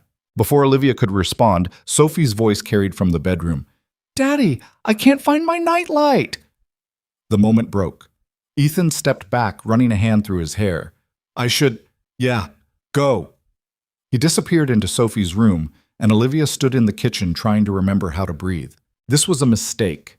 Getting involved with her boss, with a billionaire, with a man who came with a grieving daughter, and a company full of corruption, and a past that kept reaching into the present with claws. But when Ethan came back 10 minutes later and asked if she wanted to stay for a movie, she said yes. They watched something animated that Sophie picked, all three of them crowded on the pull-out couch. Sophie fell asleep halfway through, her head on Olivia's lap, and Ethan carefully carried her to bed. When he came back, he sat closer than before. She's out cold. She's a good kid. Yeah, she is. He was quiet for a moment. I meant what I said earlier about wanting to try. Olivia looked at him, at the gray eyes and tired face and the vulnerability he was offering like a gift. This is a terrible idea, she said. Probably the worst I've had in years. I'm going to lose my job. Not if we're careful. Ethan, he kissed her, soft and tentative and asking permission even as he took it. Olivia kissed him back and felt every smart decision she'd ever made dissolve into nothing. When they finally pulled apart, both breathing hard, Ethan rested his forehead against hers. Stay, he whispered. Not for anything, just stay. So she did. She stayed while he made tea neither of them drank. Stayed while they talked about nothing and everything. Stayed until 3 a.m. when exhaustion finally pulled them both toward sleep. Ethan gave her the pull-out couch and took the floor with a sleeping bag, and Olivia lay there in the dark listening to him breathe and wondering what the hell she'd just done. Her phone buzzed, a text from an unknown number. Enjoy playing house while it lasts. Rich boys always get bored of their toys. Olivia deleted it without responding and tried to ignore the cold fear settling in her chest. Outside, the city hummed with traffic and sirens and a million other lives being lived. And inside this small apartment in Queens, Olivia closed her eyes and tried to believe that maybe, just maybe, she'd found something real. Even if she knew better. Even if every instinct screamed that this couldn't last. Even if the threatening messages kept coming and the investigation kept spreading and the whole fragile thing they were building felt like it was made of glass. She'd take it anyway. Because Sophie's hand had felt small and trusting in hers. Because Ethan looked at her like she mattered. Because for the first time in her life, Olivia felt like she was part of something bigger than survival. And that was worth the risk. Even if it destroyed her. Olivia woke to the sound of Sophie singing in the kitchen, something off-key about pancakes and syrup. And for a moment she forgot where she was. Then reality crashed back. The pull-out couch, Ethan's apartment, the kiss that had redrawn every boundary she'd carefully constructed. She sat up, her back aching from the thin mattress, and found Ethan already awake, folding the sleeping bag he'd used on the floor. Morning, he said, and his voice was careful, not regretful, but testing the waters. Morning. Olivia ran a hand through her hair, aware she probably looked like hell. I should go. Stay for breakfast. Sophie's making pancakes. Well, attempting to make pancakes. I'll probably have to intervene before she burns the place down. As if on cue, the smoke alarm shrieked, Daddy, it's not burning. It's just really well done. Ethan closed his eyes. See what I mean? They managed to salvage breakfast, though the pancakes were closer to hockey pucks than food. Sophie ate 3 of them, covered in enough syrup to send a normal person into a coma, chattering about a field trip to the Natural History Museum and how her friend Maya said dinosaurs were fake, but Sophie knew better because she'd seen the bones herself. Olivia watched Ethan listen to his daughter with complete attention, asking questions about which dinosaur was her favorite and whether velociraptors really had feathers, and something in her chest ached. This was his real life, not the office or the company or the billion-dollar empire. This. Burnt pancakes and an 8-year-old's theories about prehistoric creatures, and a Saturday morning that looked like every other Saturday morning in working-class Queens. Olivia? Sophie was looking at her expectantly. Sorry, sweetie, what? I asked if you want to come to the museum with us. Daddy says we're going after breakfast and you could come too if you want. Olivia glanced at Ethan. He He raised his eyebrows, leaving the choice to her. I don't want to intrude on your father-daughter time. You're not intruding. I invited you. Sophie's logic was airtight and impossible to argue with. Please? So Olivia found herself on the subway an hour later, sandwiched between Ethan and Sophie, heading toward the Museum of Natural History like she was part of this family, instead of an employee who'd crossed a line she couldn't uncross. The museum was crowded with families and tourist groups and school kids on field trips. Sophie dragged them straight to the dinosaur exhibits, pressing her face against the glass to stare at fossils that were older than human civilization. Did you know, she announced, that the T-Rex lived closer in time to us than to the Stegosaurus? Miss Peterson told us that, and everyone in class thought she was lying, but she showed us on a timeline. That's pretty cool, Olivia said. It makes you think, right? Like, we think things that are old all happened at the same time, but really there's millions of years between them. Sophie moved to the next display. Daddy says that's like grief. People think sad is just sad, but there's different kinds and they're not all the same even though they look similar from the outside. Ethan coughed. I don't think I was quite that philosophical about it. You said grief is complicated. That's the same thing. Sophie was already moving toward the planetarium. Come on, the space show starts in 10 minutes. They spent 3 hours at the museum. Olivia watched Ethan explain orbital mechanics to Sophie using a rubber ball and strategic hand gestures. Watched Sophie drag them both into the butterfly conservatory where she stood perfectly still and let a monarch land on her finger. Watched them move around each other with the practiced ease of two people who'd built a life from wreckage and somehow made it work. On the subway ride back, Sophie fell asleep with her head on Ethan's shoulder, museum map still clutched in her hand. Thank you for coming, Ethan said quietly. Thanks for inviting me. I know this is complicated, us, whatever this is. He looked down at Sophie. But I haven't seen her this happy in a long time. She's been asking when you're coming back since last Friday. Olivia's throat tightened. Ethan, we need to talk about what happens on Monday at the office. We can't. I know. Professional boundaries, no one can know. He met her eyes. But it's Saturday. Can we just have today without thinking about all the reasons this is a bad idea? She wanted to say no, wanted to protect herself, but Sophie's small hand found hers in her sleep, holding on like Olivia was someone worth keeping. Yeah, Olivia said. We can have today. Monday came anyway. Olivia arrived at the office early, before most of the staff, and went straight to her windowless room to bury herself in work. If anyone noticed she and Ethan had spent the weekend together, they didn't mention it. But she felt exposed anyway, like everyone could see the kiss written on her skin. Jennifer called at 9. We've got a problem. The board's calling for a vote of no confidence. Olivia's stomach dropped. Can they do that? They can try. Ethan's been systematically dismantling their power structure, and they're getting desperate. The vote's scheduled for Friday. Jennifer's voice was grim. If it passes, Ethan's out. They'll install someone friendly to their interests and bury everything we've uncovered. What can we do? Find more. Anything that proves they've been acting in bad faith. We need documentation showing they knowingly approved fraudulent transactions, that they benefited personally from company funds, that they deliberately concealed evidence of wrongdoing.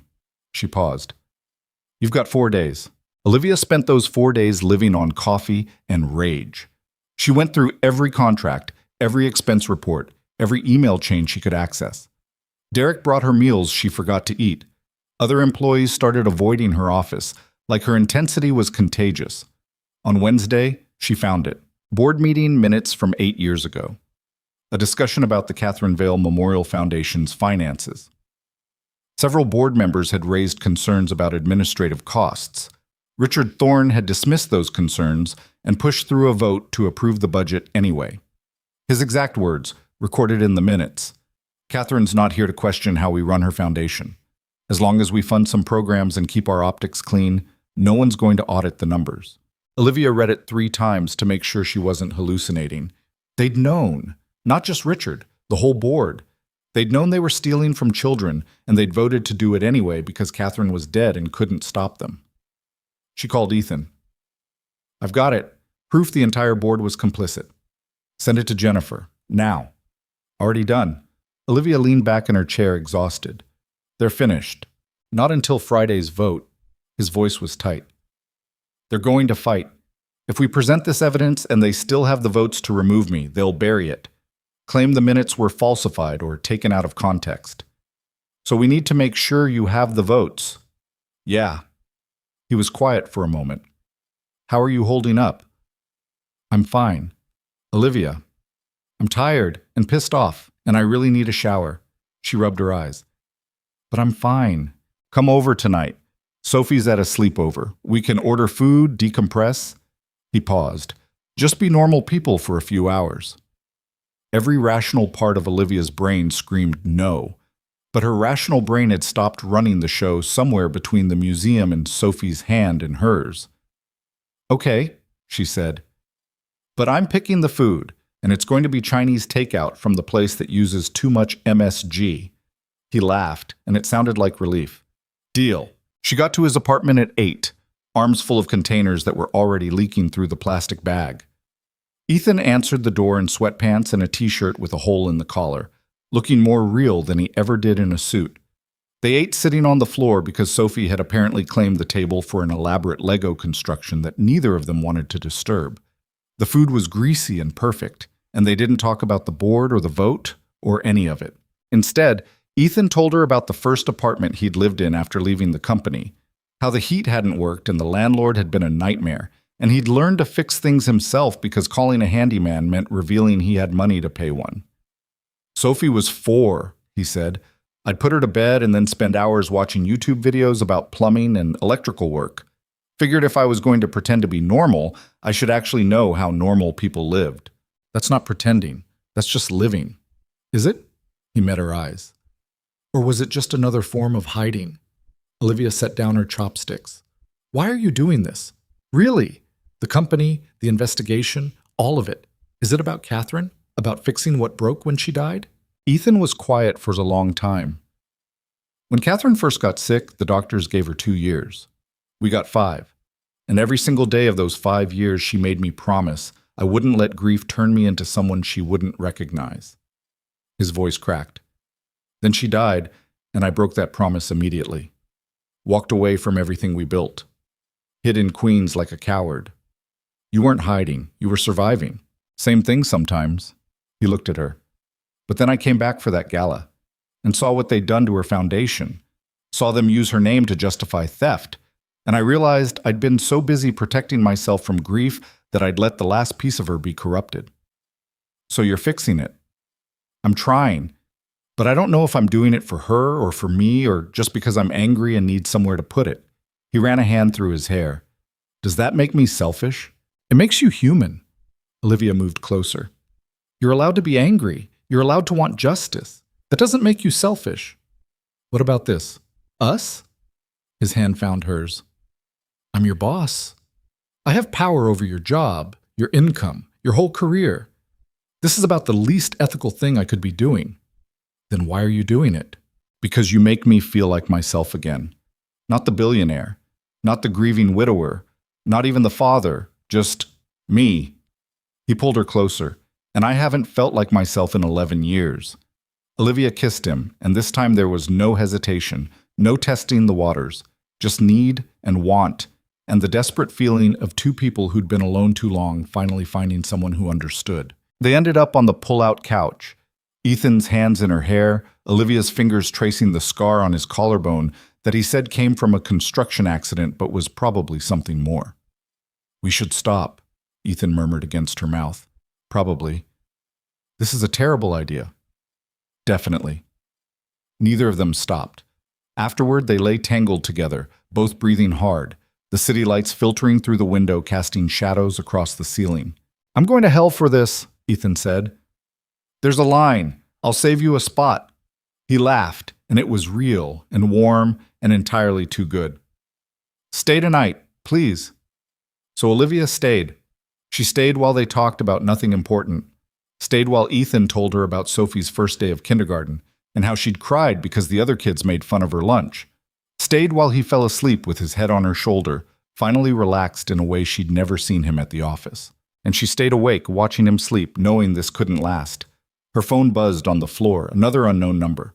Another message. Sleeping with the boss won't save you when this all falls apart. Olivia deleted it and tried to ignore the ice in her veins. Someone was watching. Someone knew. She thought about waking Ethan, showing him the messages.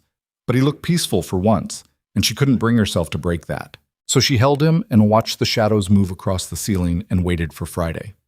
The board meeting started at 9 a.m. in the main conference room on the executive floor. Olivia wasn't technically invited, but Jennifer had arranged for her to observe from an adjacent room with a video feed. She watched Ethan enter alone, carrying a leather portfolio and an expression that gave nothing away. The board members were already seated, 12 of them, all looking at Ethan like he was an intruder in his own company. The chairman, a man named Lawrence Chen, who joined the board after Catherine's death, called the meeting to order. We're here to discuss a vote of no confidence in Ethan Vale's leadership of Imperial Crescent Holdings. The board has concerns about Mr. Vale's management style, his handling of recent personnel matters, and his judgment in pursuing what some would call a vendetta against longtime employees. A vendetta, Ethan repeated, his voice flat. Is that what we're calling it when someone exposes fraud? We're calling it questionable priorities. Lawrence's smile was thin. You've fired a dozen employees in 6 weeks. Morale is at an all-time low. Stock prices have dropped 8% since you returned. And you've alienated business partners who've worked with this company for decades. Business partners who were part of the fraud. Alleged fraud. Nothing's been proven in court. Because we're still building the case, Ethan opened his portfolio. But since we're discussing questionable judgment, let's talk about the board meeting from November 2018, the one where concerns were raised about the Catherine Vale Memorial Foundation's administrative costs. Lawrence's smile faltered. I don't recall. Let me refresh your memory. Ethan pulled out a document and began reading. Richard Thorne stated, and I quote, Catherine's not here to question how we run her foundation. As long as we fund some programs and keep our optics clean, no one's going to audit the numbers. End quote. You were at that meeting, Lawrence. So were you, Patricia. And you, Michael. In fact, 9 of the 12 current board members were present when Richard explicitly stated they were defrauding my wife's foundation. The room went silent. And none of you objected, Ethan continued. None of you reported it. You just voted to approve the budget and went back to your mansions in the Hamptons while children in the Bronx went without music programs because you needed to fund your executive retreats. That's taken out of context, Lawrence said, but his voice shook. Really? What context makes Catherine's not here to question how we run her foundation sound less like conspiracy to commit fraud? One of the board members, an older woman Olivia didn't recognize, stood up. I didn't know. I thought those were legitimate administrative costs. Then you should have asked questions instead of rubber stamping whatever Richard put in front of you. Ethan's voice was cold. Catherine died trusting you people to protect her legacy, and you sold it for conference trips to the Caribbean. This is slander, Lawrence said. You can't prove. I have 8 years of meeting minutes, financial records, email chains, testimony from employees who were told to falsify reports. Ethan pulled out his phone, and I have the Attorney General's office on speed dial. So here's what's going to happen. You're going to withdraw this vote of no confidence. You're going to resign from this board, and you're going to return every penny you stole from that foundation, or I'm going to make sure you spend the next decade in federal prison. You can't do this, Lawrence said, but he looked scared. Watch me. Ethan stood. You have until close of business today to submit your resignations. After that, the offer expires and I go straight to the AG with everything. He walked out, leaving 12 board members staring at each other in panic. Olivia met him in the hallway, her heart pounding. That was stupid, reckless, probably illegal in about 5 different ways. He leaned against the wall, suddenly exhausted. But I'm done playing nice with people who stole from children. What if they call your bluff? It's not a bluff. Jennifer's already drafted the complaint. We file the moment they refuse. He looked at her. Are you okay? You look pale. I'm fine. Just, that was intense. Yeah. He pushed off the wall. Come on, let's get out of here before they decide to murder me in the elevator. They made it to the lobby before Jennifer called. 3 resignations already. Lawrence, Patricia, and Michael. The others are lawyering up, but I give them until end of day before they cave. She sounded pleased. You actually did it. We did it, Ethan corrected. None of this happens without Olivia's investigation. After he hung up, They stood on Fifth Avenue watching traffic flow past, and Olivia felt the weight of the past 6 weeks crash down on her. What happens now? She asked.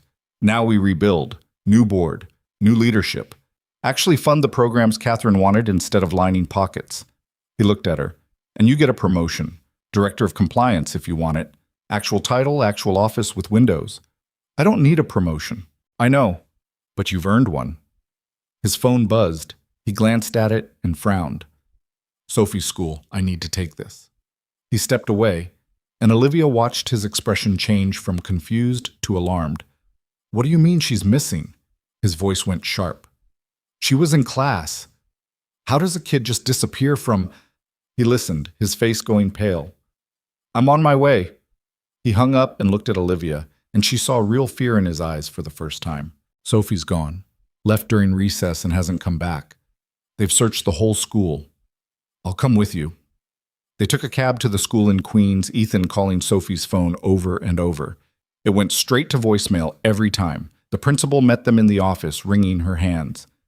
Mr. Vale, I'm so sorry. We have protocols, but somehow she just... Tell me what happened. Exactly. She was on the playground during recess. When the bell rang, her teacher did a head count, and Sophie wasn't there. We checked everywhere. Bathrooms, nurse's office, the library. We called you immediately. Did anyone see her leave? One student said she saw Sophie talking to a woman by the fence, but that was 20 minutes ago. We've already called the police. Ethan's phone buzzed, a text from an unknown number.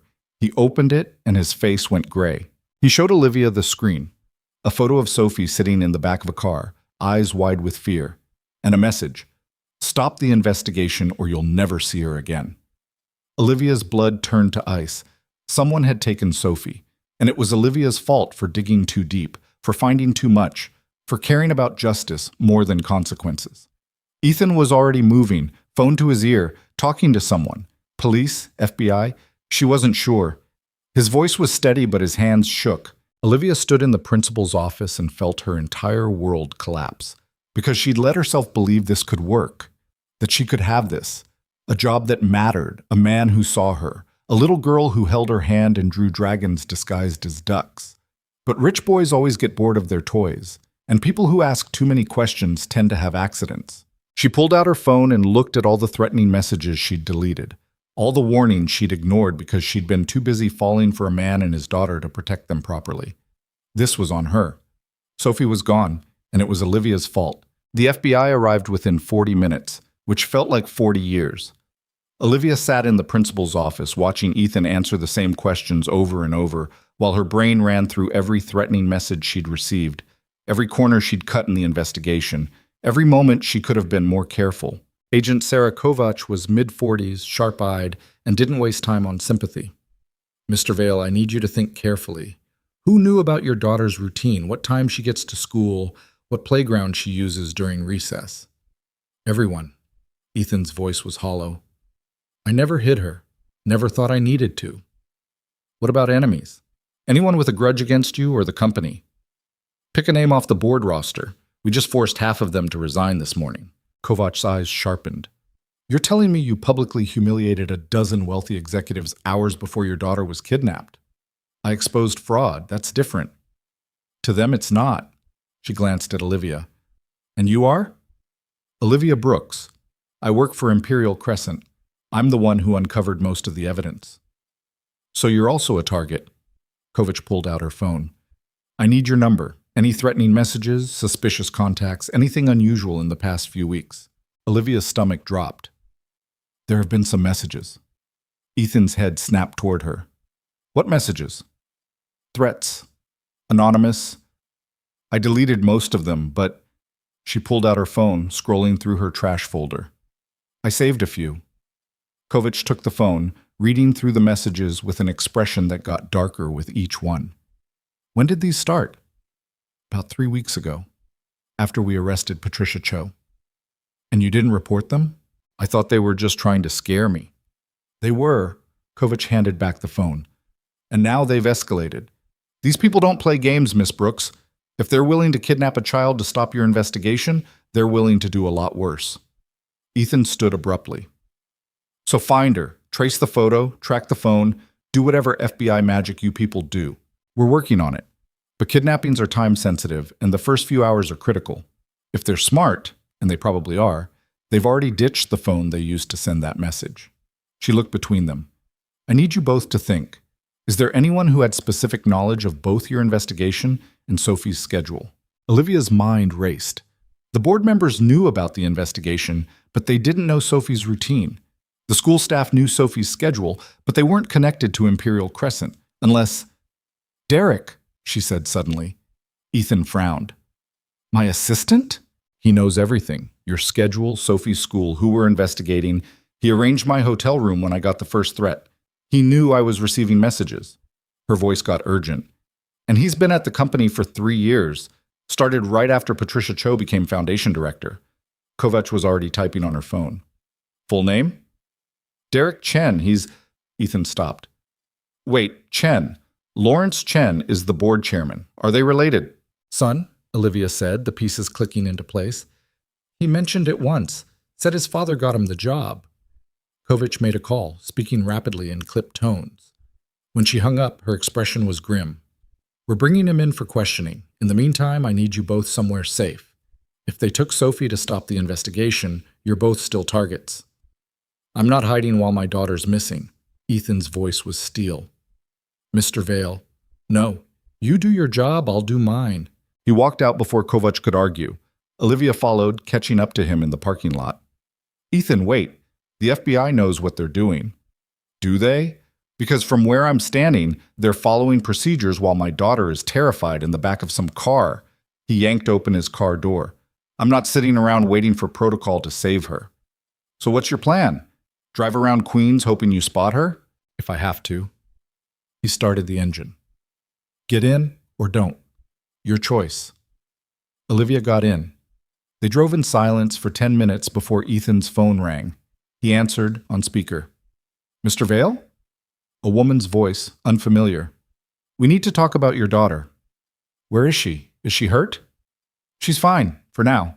But that depends entirely on what you do in the next 12 hours. What do you want? Drop the investigation. Reinstate the board members who resigned. Publicly announce that the fraud allegations were based on misinterpreted data, and you were wrong. The woman's voice was calm, matter of fact. Do that, and you get Sophie back unharmed. And if I don't? Then you'll get her back eventually, but she won't be the same little girl you remember. Ethan's knuckles went white on the steering wheel. If you hurt her, go. You're in no position to make threats, Mr. Vale. You have until midnight. After that, the offer expires. The line went dead. Ethan pulled over on a side street, his breathing ragged. They're going to hurt her. They're going to hurt my daughter because I wanted to do the right thing. Olivia reached for his hand. We'll find her. The FBI is tracking. The FBI doesn't care about one kid. They care about building a case. He looked at her, and his eyes were desperate. I can't lose her, Olivia. She's all I have left of Catherine. If something happens to Sophie because I was too stubborn to let the fraud go, stop. This isn't on you. This is on the people who stole from children and think they can kidnap their way out of consequences. But they can. That's the point. His voice broke.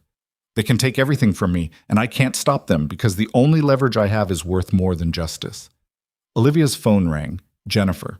We've got Derek in custody. He's not talking, but we pulled his phone records. He's been in contact with his father and 3 other board members daily since you started the investigation. Papers rustled. But there's something else. A burner phone registered to a shell corporation that Patricia Cho used for foundation business.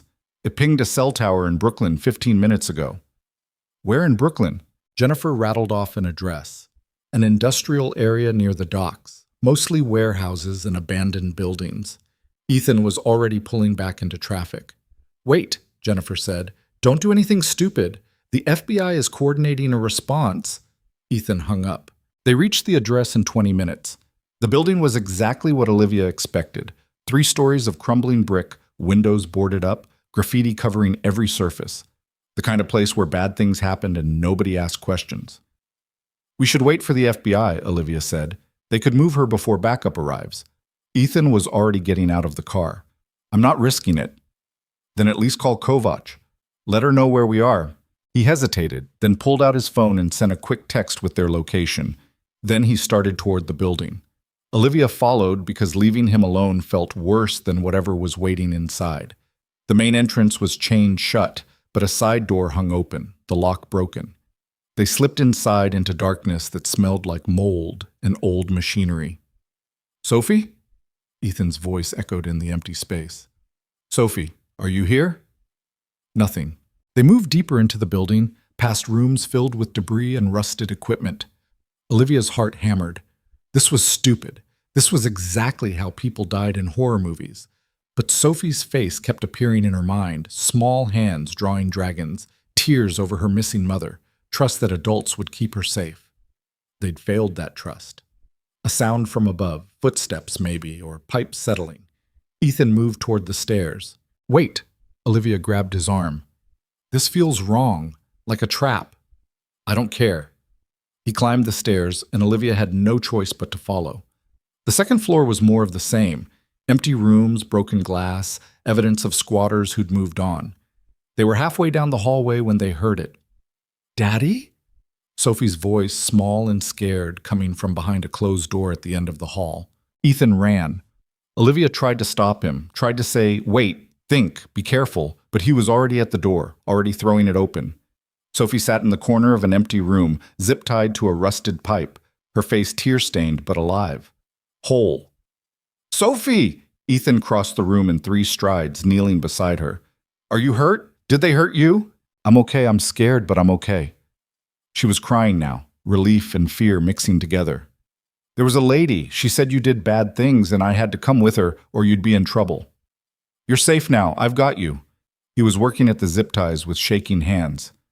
"Olivia, help me with—" The door slammed shut behind them. Olivia spun around to see Lawrence Chen standing in the doorway, and he was holding a gun. "I was hoping you'd be smarter than this," Lawrence said. "But I suppose grief makes people reckless." Ethan shifted to put himself between the gun and Sophie. "Let her go. This is between you and me. No, it's between you and your self-righteous crusade to destroy everything we built." Lawrence's hand was steady. "You think you're the hero here? You abandoned this company, abandoned your responsibilities. We kept Imperial Crescent alive while you played working class in Queens by stealing from my wife's foundation, by making difficult choices to keep the company profitable. The foundation was bleeding money. Those programs Catherine wanted, they were unsustainable. We diverted funds where they'd actually generate returns. You diverted them into your pockets. Semantics." Lawrence gestured with the gun. "Here's how this works. You're going to call Jennifer Chen and tell her to drop all charges. You're going to reinstate the board, and you're going to disappear again, back to your pathetic little life, and leave the actual running of this company to people who understand how business works.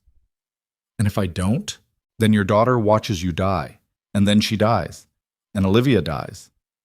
And the story becomes that a disturbed billionaire, unable to cope with his wife's death, murdered his daughter and his mistress before taking his own life." Lawrence smiled. "Tragic, but believable, especially given your history of mental instability." Olivia's mind raced. The FBI knew where they were.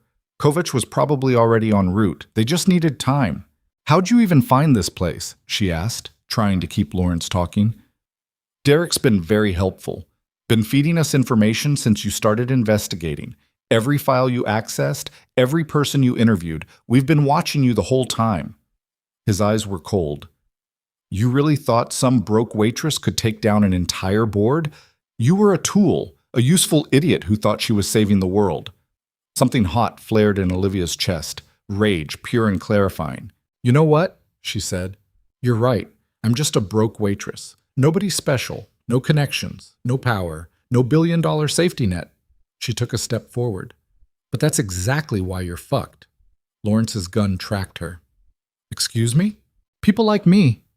We don't have anything to lose. No reputation to protect, no empire to preserve, nothing except the basic human desire to see assholes like you face consequences." Another step. "You can shoot me. You can kill all of us. But the evidence is already with the FBI. The AG's office has copies. Jennifer's got backup files in 3 different locations. You're bluffing." "Am I?" Because here's the thing about people who've been poor their whole lives. We know how to survive. We know how to plan for worst-case scenarios. And we sure as hell know how to make sure that if we go down, we're taking the people who deserve it with us. Lawrence's hand wavered, just slightly, just enough. And Ethan moved. He grabbed the pipe Sophie was tied to and yanked it from the wall with a sound of shrieking metal. Water sprayed everywhere. Lawrence fired, but the shot went wide, hitting the ceiling. Olivia tackled him while he was distracted. They went down hard, the gun skittering across the floor. She'd never been in a real fight before. A few scuffles in high school, one drunk asshole at a bar who learned not to grab waitresses. But rage made up for technique. She got her hands around his throat and squeezed. Lawrence clawed at her arms, his face going purple. She held on, thinking about Sophie's tears, about Catherine's stolen legacy, about every single person these bastards had hurt because they thought money meant they were untouchable. Olivia, Ethan's voice cutting through the rage. Olivia, stop! You're killing him! She didn't want to stop. She wanted Lawrence Chen to understand what it felt like to be powerless. But she let go. Lawrence gasped for air, coughing and wheezing. Ethan had already retrieved the gun and had it pointed at the man on the floor. Daddy? Sophie's voice was small. Is it over? Yeah, baby. It's over. The FBI arrived 10 minutes later, Kovac leading a team that swarmed the building like it was a military operation. Lawrence was arrested, still coughing, read his rights while sitting in a puddle of water from the broken pipe. Paramedics checked Sophie over. No injuries, just dehydration and fear. They wanted to take her to the hospital for observation, but she refused to let go of Ethan. I'm not leaving, Daddy. I'm not. We'll all go together, Ethan promised. Me and Olivia, we're not going anywhere. At the hospital, while doctors examined Sophie in a room full of cheerful cartoon characters and medical equipment disguised as toys, Kovac pulled Olivia and Ethan aside. Derek Chen is cooperating, giving us everything in exchange for a plea deal. Turns out he's been documenting his father's instructions for months, including the order to take Sophie. She looked tired. The whole board is going down. RICO charges, conspiracy, kidnapping. They're looking at serious time. Good, Ethan said flatly. There's something else. We found accounts in the Caymans. Money the board diverted from multiple foundations, not just Catherine's. We're talking 40 million, maybe 50. This was organized crime hiding behind philanthropy. Olivia felt sick. How many kids didn't get help because of them? Thousands, maybe tens of thousands over the years. Kovac's expression was grim. But because of your investigation, we can trace it all, return the funds, prosecute everyone involved. You did good work. After she left, Olivia and Ethan sat in the hallway outside Sophie's room, both too wired to rest. Thank you, Ethan said finally, for coming with me, for tackling a man with a gun, for almost killing him with your bare hands. I should probably feel bad about that last part. You should, but I don't blame you for not feeling bad. He looked at her. What you said in there, about people like you having nothing to lose, you really believe that? Olivia thought about her apartment in Astoria, the late rent, the minimum wage jobs, the life she'd built from scraps and stubbornness. I used to, she said, but not anymore. What changed? You. Sophie, this whole ridiculous situation. She met his eyes. Turns out I have a lot to lose now, and that's terrifying. Yeah. He took her hand. It really is. They sat in silence for a while, listening to the hospital sounds. Beeping machines. Hushed voices. Someone crying in a distant room. What happens now? Olivia asked. Now we rebuild. For real this time. Not just the company, but everything. He rubbed his face. The foundation gets restructured, actually funds the programs Catherine wanted. We hire people who give a damn, create oversight systems that can't be corrupted. That's going to take years. Probably, but I've got time. He looked toward Sophie's room. And I've got help. If you want to stick around. As what? Your compliance director? As whatever you want to be. His voice was quiet. I'm not going to lie and say this is simple. I'm still your boss. There are still power dynamics and complications and a million ways this could go wrong. But I don't care. I'm tired of doing the smart thing when the smart thing means being alone. He turned to face her fully. I love you, Olivia Brooks. I'm in love with you.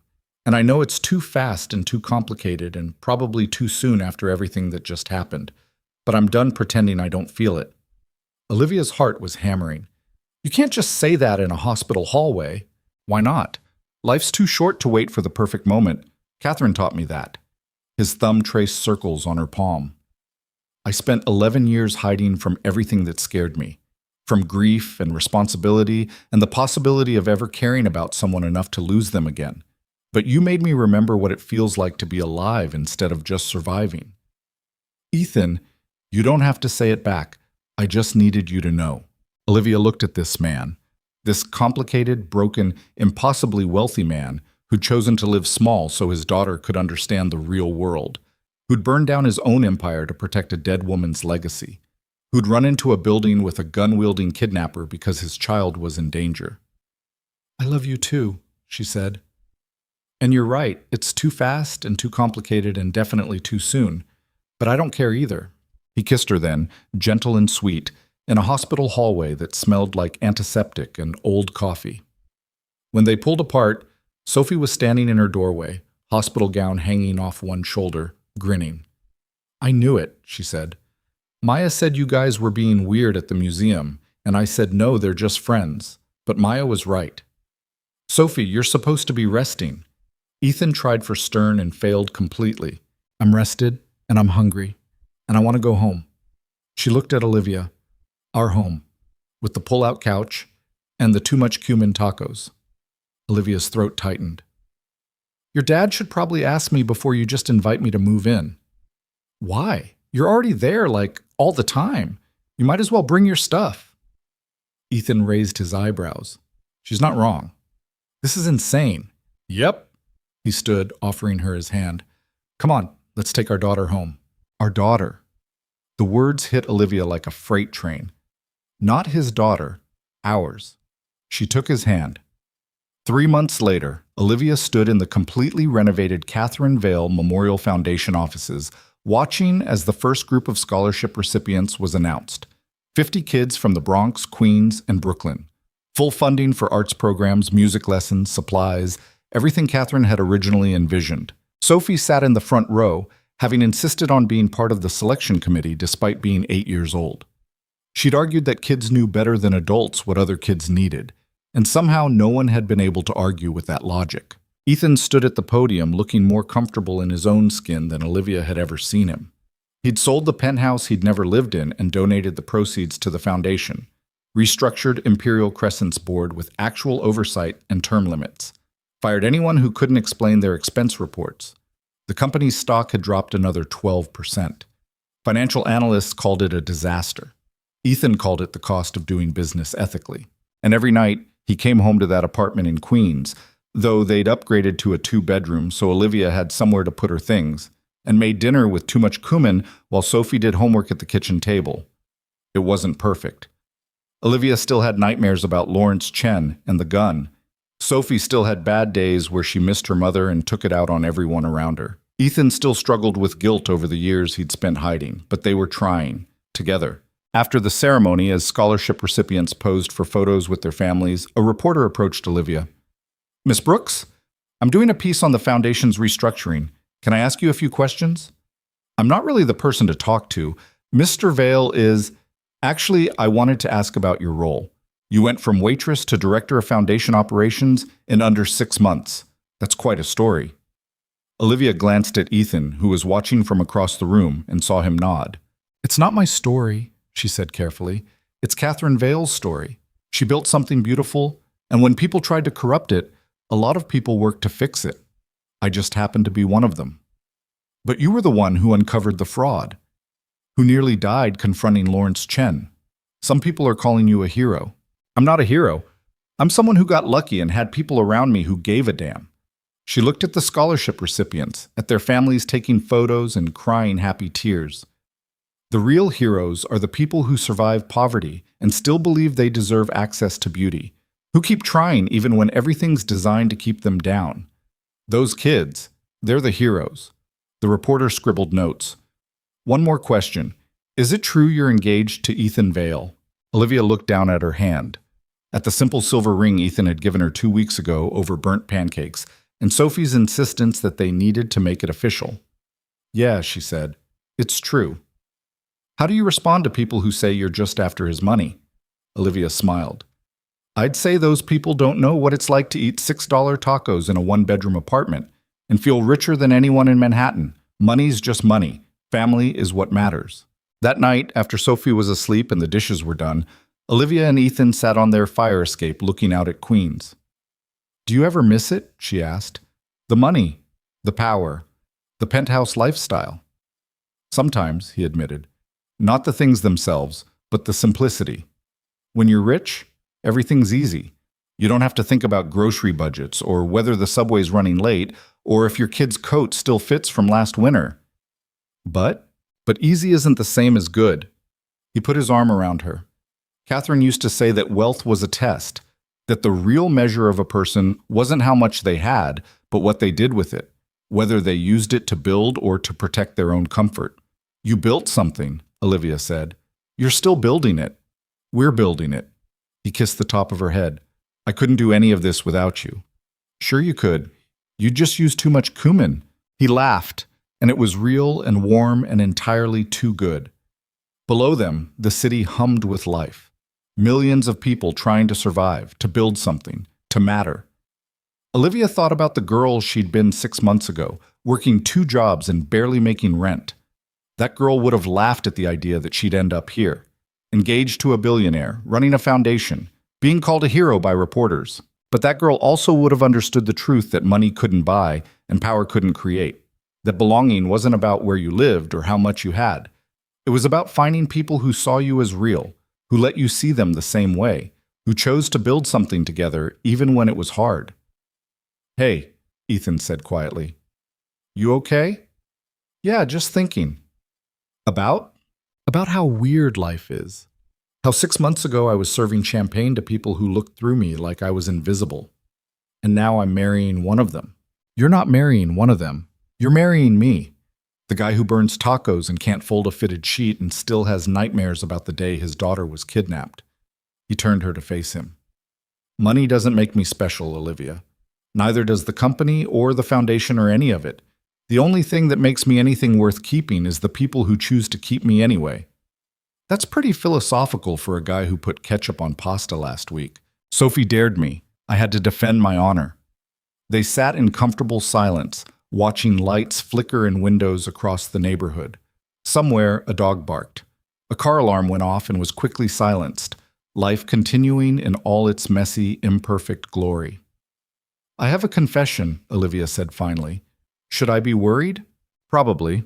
I've been talking to some journalists about doing a documentary on foundation fraud, how common it is, how people use charity as a tax shelter while actual programs get gutted." She looked at him. "It would mean going public with everything. The whole story. Us, Sophie, Catherine, all of it." Ethan was quiet for a long moment. "Will it help?" "I think so. If people understand how the system gets corrupted, maybe they'll demand better oversight, actual accountability." "Then do it." He squeezed her hand. "Catherine would have loved that, turning our mess into something that helps other people." "It's going to be invasive. Reporters asking questions, people judging our relationship, Sophie dealing with attention she didn't ask for. Sophie's tougher than she looks, and we'll figure it out together." He smiled. "That's kind of our thing now, right? Figuring it out together?" "Yeah," Olivia said. "That's our thing." Inside the apartment, Sophie called out in her sleep. Olivia started to get up, but Ethan stopped her. "I've got it. You stayed up with her last night." He disappeared inside, and Olivia heard his voice, soft and soothing, telling Sophie she was safe, that he was there, that everything was okay. And sitting on that fire escape in Queens, in an apartment that cost less per month than some people's car payments, Olivia realized something that had taken her 30 years to understand. Being rich had nothing to do with money. It was about having someone who'd run into a building with a gun-wielding kidnapper for you. About a little girl who drew dragons and held your hand like you were worth trusting. About burnt pancakes and too much cumin, and a man who'd walked away from billions because his daughter mattered more. It was about choosing to build something real instead of settling for something easy. And it was about understanding that the most valuable things in life, love, trust, belonging, couldn't be bought or stolen or corrupted. They could only be earned by showing up day after day and choosing to be honest even when lying would be simpler. Ethan came back out, settling beside her again. She's down. Had a dream about the kidnapping again. How'd you handle it? Told her that scared is normal, that brave isn't about not being afraid. It's about being afraid and doing the right thing anyway. He looked at Olivia. Sound familiar? Did you just quote me to your daughter? I quote you all the time. You say smart shit. He pulled her closer. Come on, let's go to bed. We've got that meeting with the AG's office in the morning about the RICO case. Romantic. Hey, if fighting corporate corruption together isn't romance, I don't know what is. They went inside, locked the fire escape window, and checked on Sophie one more time. She was sleeping peacefully now, her drawings taped to the walls around her, surrounded by proof that beauty could exist even in small spaces. Later, lying in bed with Ethan's arm around her waist, Olivia thought about all the ways her life had changed. The job, the ring, the family she'd somehow stumbled into. It felt impossible. Like a fairy tale, except fairy tales didn't include RICO cases and kidnapping attempts and the messy reality of blending lives that came from completely different worlds. But maybe that was the point. Maybe real love wasn't about perfection or certainty or having all the answers. Maybe it was about finding someone who'd stand beside you while you figured out the questions. Olivia? Ethan's voice was drowsy. Yeah? Thank you. For what? For seeing me. Not the money or the company or the tragic backstory. Just me. He kissed her shoulder. I spent 11 years invisible, and you made me real again. Olivia turned to face him in the darkness. You did the same for me. Nobody ever saw me before. I was just the help. Background noise. But you looked at me like I mattered. You do matter. I know. You taught me that. They fell asleep tangled together, and if Olivia dreamed, she didn't remember it in the morning. The documentary aired 9 months later. It was brutal and honest, pulling no punches about the corruption at Imperial Crescent or the ways wealthy boards use charity as a shield for theft. Olivia sat through the premiere with Ethan on one side and Sophie on the other, watching her own face talk about poverty and power and the cost of demanding accountability. The response was immediate. Other foundations started internal audits. Journalists began investigating similar cases.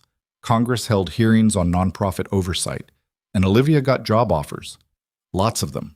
Consulting gigs, speaking engagements, opportunities to help other organizations root out corruption.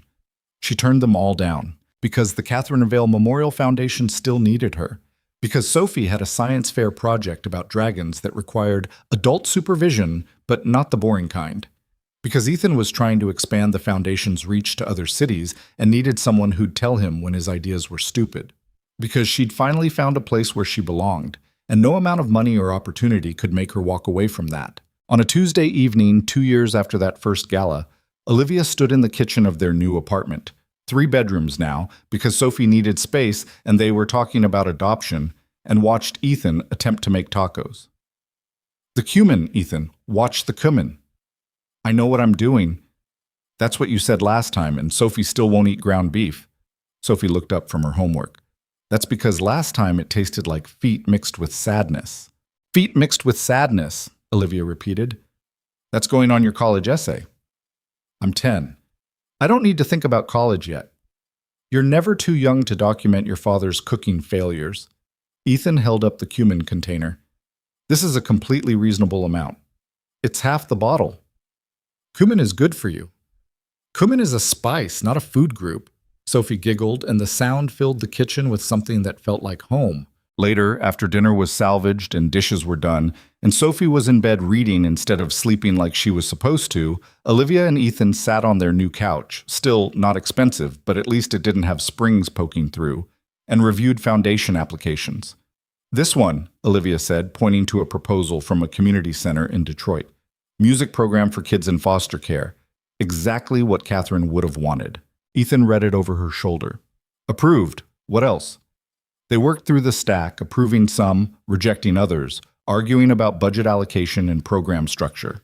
It was boring work, important work, the kind of work that wouldn't make headlines but would quietly change lives. And that was enough. Because Olivia had learned something in the 2 years since she'd defended a quiet man and his daughter in a hotel lobby. That heroism wasn't about grand gestures or dramatic confrontations. It was about showing up every day and doing the work, even when nobody was watching, even when it was hard, even when it would be easier to look away. It was about choosing to see people as real, whether they were billionaires, grieving dead wives, or kids in the Bronx who deserved access to beauty, or 8-year-olds who drew dragons and needed adults to keep them safe. It was about understanding that wealth wasn't measured in bank accounts, but in the people who chose to stay. In burnt tacos and inside jokes, and the small, quiet moments that built a life worth living. "Hey," Ethan said, pulling her from her thoughts. "Where'd you go?" "Nowhere important, just thinking about how weird life is." "Good weird or bad weird?" "Good weird." She leaned into him. "Definitely good weird."